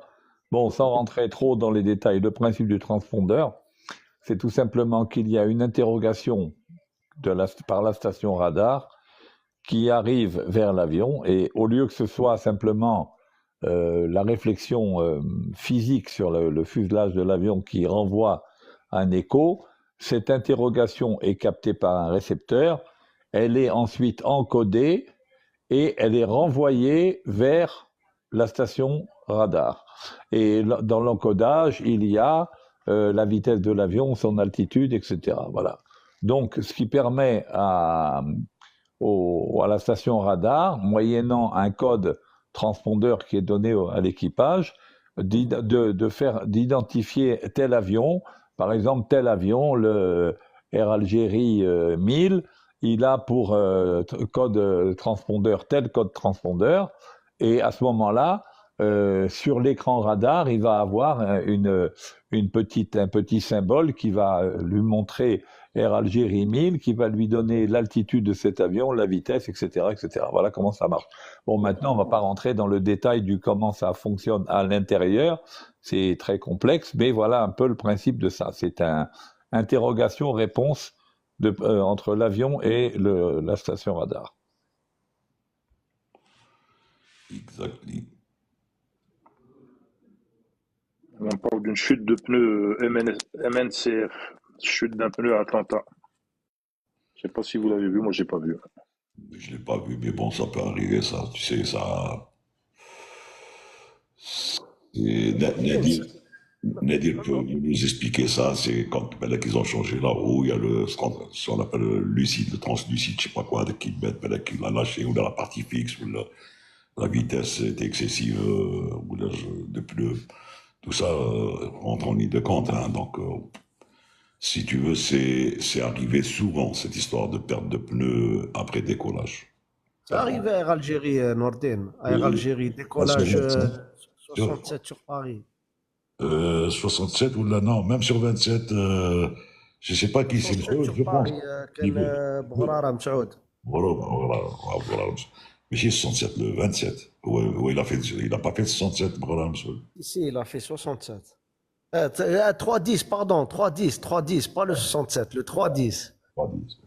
310 décollage sur واسمه جابها ذاك الفلاح جابها جاب له بالبنو قالوا له لقيت بنو قالوا له روح يا ودي وين لقيت بنو قالوا له والله غير لقيت بنو سي فري جابها في التراكتور والله غير لقيت بنو قالوا له وين جبت البنو هذا قالوا ما انا كنت في الشونجه طاح عليا بنو عمران 3100 bas les atterrissages brusques, ce qu'on appelle un hard landing. Et il est dû à beaucoup de choses. Des fois, il est dû au vent, au cisaillement de vent, ou une mauvaise appréciation du pilote. Bon. Mais les positifs, ça c'est autre chose. Positive landing doit se faire en positive landing et non pas des smooth landing, comme on appelle ça, des kiss landing. Les kiss landing, des fois, ils t'emmènent à bouffer la moitié de la piste pour rien. Positive landing, c'est permis, mais les hard landing, il faut une inspection ensuite du train d'atterrissage avant que l'avion ne reparte. Et voilà. Je ne sais pas aussi, Nordine et Ouessam, si vous avez vu la vidéo d'un avion se posant avec beaucoup de difficultés. Bon, je pense qu'il y avait un windshear qui basculait d'une jambe de train à une autre. Mais à un moment donné, bon, il pose donc la principale. Le train avant,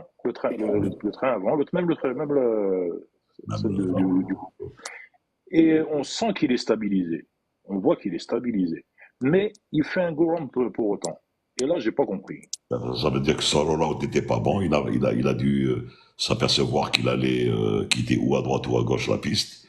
Et donc, il a préféré remettre les gaz. C'est plus safe que d'essayer de contrôler, surtout si son rollout n'était pas bon et qu'il n'arrivait pas à rester sur l'axe.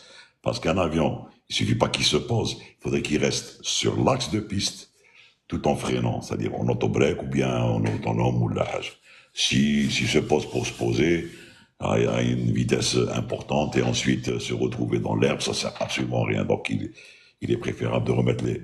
Oh, tu peux jamais, incriminer un pilote qui fait un reject take-off ou un reject landing, si il se pose, un touch and go, parce qu'il a senti qu'il fallait le faire, et ensuite il va motiver ça. Il va dire voilà, la rabattante devant est donc ce qu'elle est, j'ai eu peur de sortir à droite ou à gauche, il a fait le truc, et c'est pas, il fait un tour et il revient, il aura consommé un petit peu plus de carburant, Mais il va motiver ça et voilà. Hein. Il y a Mahidine Ralbi qui me pose la question, quelle est la différence entre niveau de vol et altitude?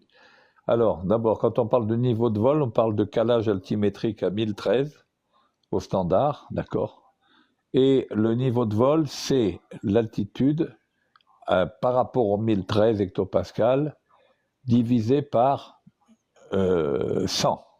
C'est-à-dire quand on vole à 30 000 pieds, on est au niveau 30 000 pieds calés au 1013, on est au niveau 300.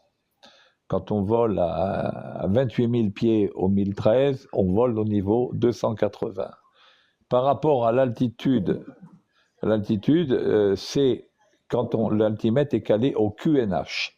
Et à ce moment-là, l'altitude, c'est la lecture directe de l'altimètre, lequel est calé au QNH. Ça sera 18 250 pieds, 23 750, etc. Ça ne sera pas d'abord un chiffre rond, et ça sera donc la lecture altimétrique avec le QNH affiché comme référence. Voilà.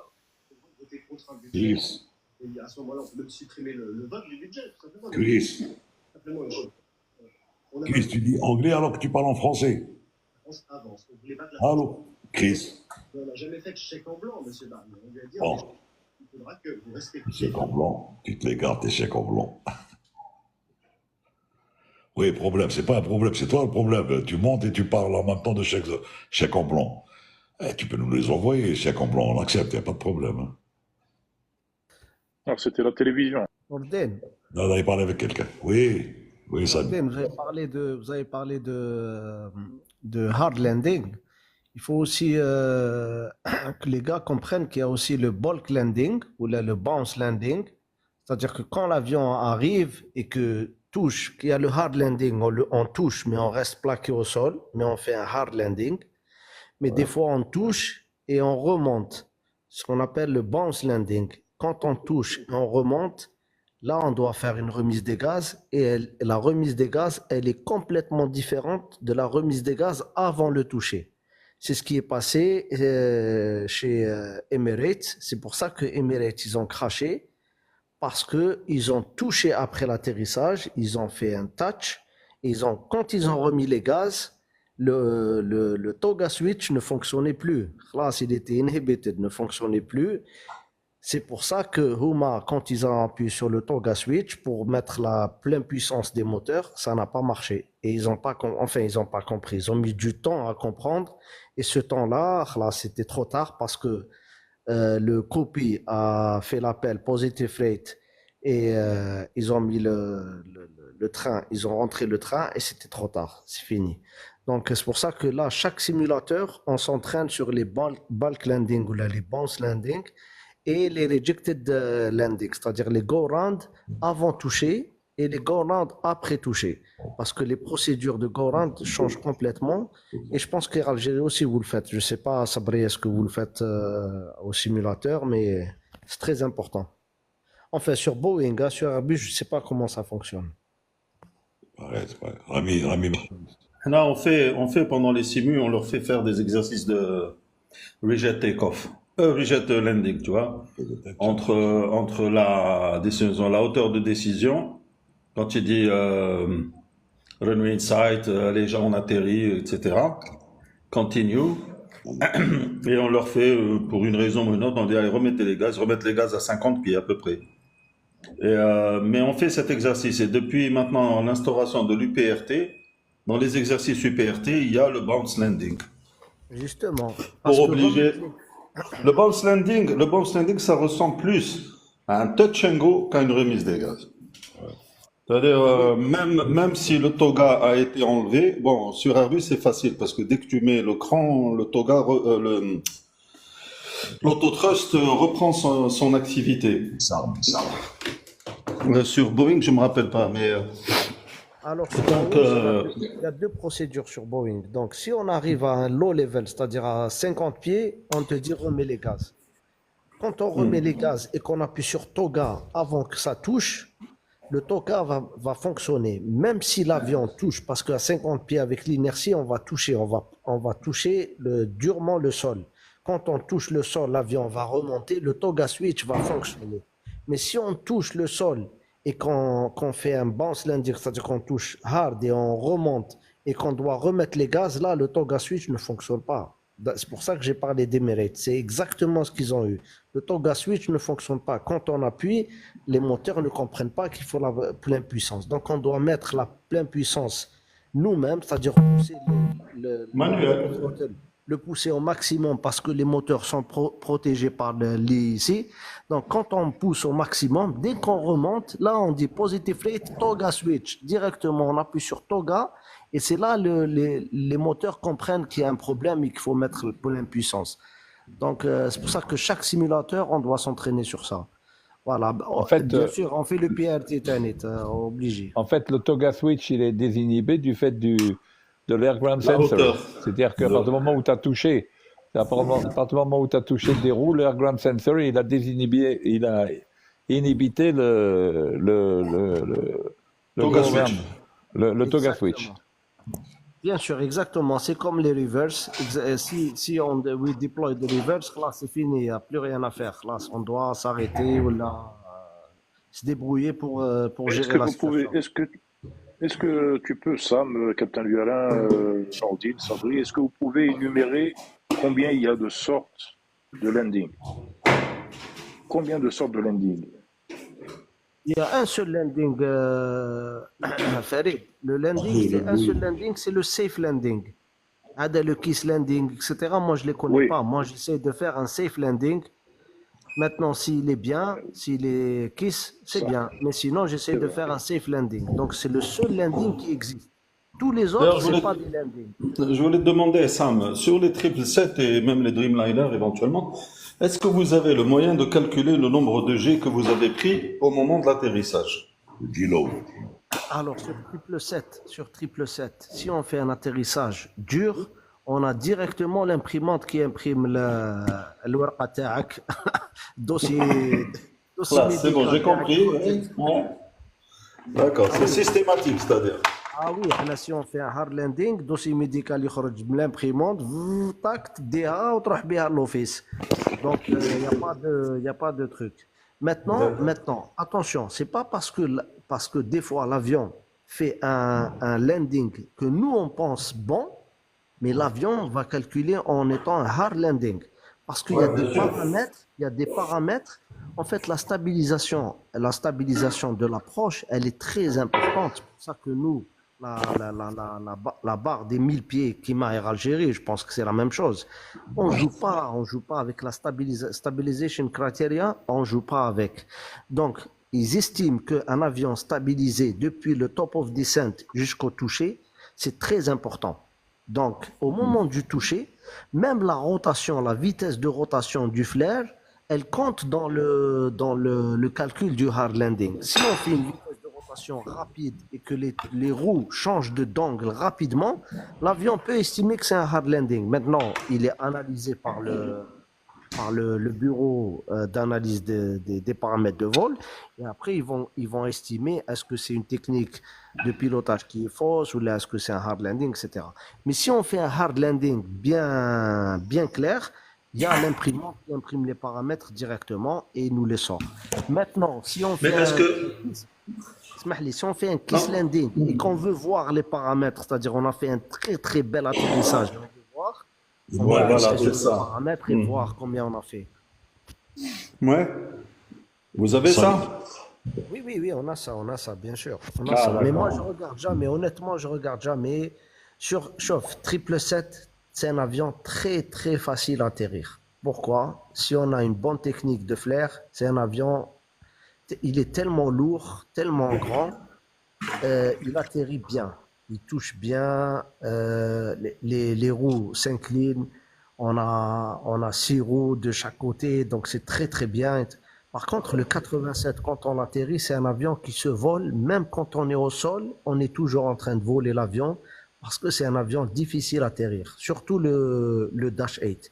Le 900, le Dash 9, il est plus facile parce qu'il est plus grand, donc il est plus facile à voler. Le Dash 10, 787 Dreamliner, il est encore plus facile. Mais le Dash 8, c'est un avion très difficile à atterrir parce que c'est un avion qui veut toujours voler par la configuration de ses ailes, il veut toujours rester en l'air, donc voilà. Il y a la différence. Ça répond un petit peu à Rami Ibn Dish qui parlait de butter landing. En fait, c'est pas un butter landing, c'est un kiss landing. Ça consomme pas de carburant. Ça bouffe de la piste. Donc, il n'y a rien pour le truc de carburant. C'est une technique d'atterrissage qui se fait que, bon, voilà l'ingénieur des travaux finis qui arrive à 10 minutes de la fin. Alias. Ça, Alias. Bonsoir, les capitaines. Ah, parce qu'il était occupé avec le HEIC. Il était occupé avec le HEIC ou je sais pas quoi, le HIC, le truc. Ça s'est bien passé, Elias? Tiens, connexion. Ayana. Elias. Connexion diesel. Qu'est-ce que tu m'as dit, occupé? Il le fait exprès. Avec le HEIC ou je sais pas quoi, non, avec le forum scientifique, non? Tu les as reçus? Tiens, connexion. Ta connexion, Elias. Elias, j'espère que ton école marchera mieux que la connexion.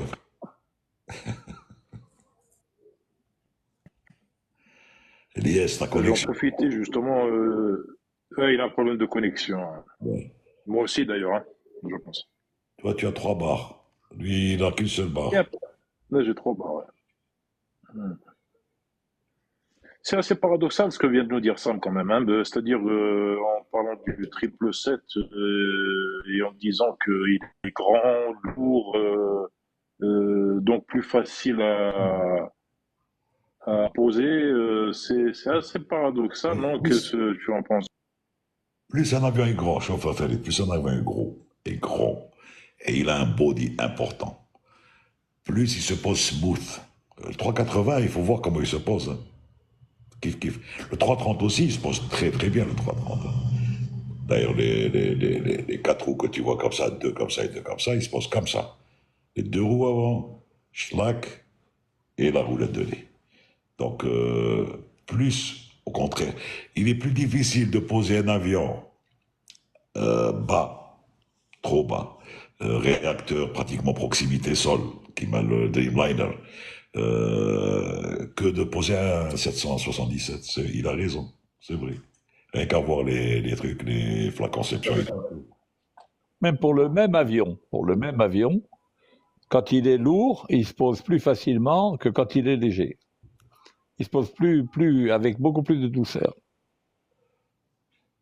Et d'ailleurs, c'est pour ça que quand l'avion se pose en overweight, on demande 360 pieds, c'est-à-dire quand il est en overweight. Et tu sais, quand le pilote respecte les 360 pieds quand il est en overweight, cet avion, il se pose perfect. Il y a l'inspection quand même qui se fait parce que l'avion s'est posé en overweight. Il y a l'inspection obligatoire des trains pour voir les amortisseurs, les trucs et tout, s'il n'y a pas de sujettement de skydrall, de trucs d'hydraulique et tout. Mais sinon, il se pose mieux. Plus il est léger, plus il est difficile à poser. C'est comme ça. L'effet de sol joue. Ouais. L'effet de sol, il joue sur l'avion, quel que soit X. Mais plus l'avion est lourd, moins l'effet de sol bloque l'atterrissage. Parce que finalement, l'effet de sol tend à augmenter légèrement la portance et diminuer la traînée, alors qu'on voudrait que la portance diminue et que la traînée augmente. Et en fait, l'effet de sol, quand l'avion est lourd, il n'a pratiquement aucun effet sur l'avion et il se pose très bien. Très bien. Spanish, Spanish, il pose des questions. Pas Spanish, mais il pose la question. Il se pose comment? Il se pose très très bien 330. Alors, encore une fois, plus l'avion est lourd, plus il se pose très bien. Ça, il faut le mettre, c'est clair. Il y a une technique, alors Sabri, il est sur cet avion-là, il est instructeur sur cet avion. C'est les gens qui refusent le sol et qui commencent à essayer de peaufiner, ça, ils vont taper le truc. Alors que l'avion parle avec le pilote, 50, 40, il y a une vitesse bien précise. Quand la voie est rapide, le défilement de la voie est rapide, ça veut dire que l'avion descend rapidement. Il a un rate of descent important. Donc là, il va percuter. Quand la voie est lente, c'est-à-dire qu'il est en sustentation encore. Quand elle est modérée, quand elle est normale la voie, c'est que c'est le bon plan Et à 20, c'est un reminder, c'est couper, mettre les manettes sur idle, maintenir le palier et l'avion se pose tout seul. Il se pose tout seul. Et il a même un roll-out, ce qui est formidable. C'est très intéressant. Très intéressant ce que tu nous dis là, Nordine. Et on s'en est jamais aperçu. Donc l'intensité de la voix, la vitesse de la voix nous indique ça, c'est vraiment intéressant ça. C'est fait dans ce sens, justement. C'est fait dans ce sens. Parce que le pilote, il est concentré, il fly, il est en train de piloter. Et il y a une voix qui lui parle. D'abord, il lui annonce le passage des 500 pieds, enfin 500, ensuite minima plus 100, 100 above, one above, ensuite minima, donc lui il est concentré minima. Ensuite, la voix va en dessous de 100 pieds, va lui dire 50, 40, dans ce sens. 50, 40, 30, 20, retard. Mais si elle dit 50, 40, 20, ça veut dire que ça va vite. Le rate est important. S'il dit lentement, 50, 40, c'est-à-dire lentement, c'est que le gars il est encore en sustentation et il n'a pas encore atteint dans son maille le flair. C'est tout. Pour rajouter quelque chose, donc ce que vient de dire Nordin, les annonces, ce n'est qu'une lecture. C'est-à-dire c'est le système qui lit ce qui est indiqué dans l'instrument. Donc il lit 50, 40, etc., etc. Si, logiquement, il lit ça très vite, c'est que tu es en train de descendre très vite. Tu risques de percuter la planète. Tu vas vers, comme disait tout à l'heure Ben qui est parti, tu fais un hard landing ou éventuellement même un bounce landing. Mais si tu le lis avec un certain ratio, il faut pas que ça soit trop long non plus. Parce que quelquefois, c'est arrivé où il dit 50 et il se tait. Et le mec, il est là en train de flotter. C'est pas très bon non plus. Ça, tu vas faire un long flair et bon, si la piste n'est pas trop longue ou là, comment dire, où là tu es lourd et que tu as besoin de beaucoup de pistes pour ralentir l'avion, là, tu es un peu dans la choucroute. Hein. Donc, il faut faire très attention. C'est une lecture, absolument. C'est Non, une lecture. il lit un instrument parce que nous, on peut pas le lire. Enfin, on peut pas le lire. On pourrait le lire, mais il faut savoir que 50 pieds, c'est 15 mètres. Hein. C'est très, très rapide. Donc, quand il commence à parler, là, tu es concentré à l'extérieur avec tes repères visuels pour essayer d'atterrir l'avion. Le pilote est intéressé quand il voit le 50, quand il entend le 50, d'abord il va regarder tout de suite en haut, il va voir flair. Il le prépare à flairer. Ce qu'on appelle flair, c'est faire la ronde. Donc il est préparé mentalement. Et il continue jusqu'à retard. Vas-y, Bies. Maintenant que tu as une connexion normale, à peu près correcte. J'aime bien, tu as à peu près comme Nordine El Kibir, le capitaine, Farid, JB, Sabri, Captain Sabri. Ça fait longtemps. Hein. Raconte-nous la rencontre. Raconte-nous la rencontre. Léo, tu as fait une rencontre aujourd'hui avec eux.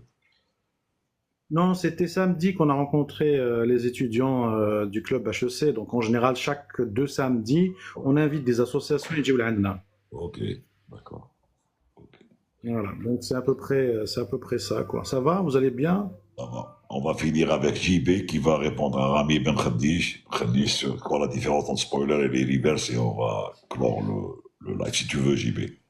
Oui, les spoilers, ce sont des surfaces qui se trouvent, mobiles, qui se trouvent sur les dessus des ailes et qui, comme leur nom l'indique en anglais, spoil, c'est-à-dire détruisent la portance, et donc qui sont utilisés à l'atterrissage en particulier, entre autres, hein, parce qu'ils sont utilisés aussi en vol. Ils permettent donc, dès le toucher des roues, du fait que les spoilers sortent, la portance est détruite à 80%, donc l'avion est plaqué au sol. Par contre, les reverse, c'est un mécanisme d'inversion du flux des réacteurs à la sortie du réacteur. C'est-à-dire que le réacteur se met à pousser des gaz vers l'avant et non pas seulement vers l'arrière. Et donc ça permet de ralentir l'avion une fois qu'il a touché au sol. Voilà. Messieurs, JB, Sabri, voilà. Yes, Farid, merci. Allez, bonne fin de soirée à tous. Merci. Allez, merci de votre visite. Allez, au plaisir. Ciao. Ciao.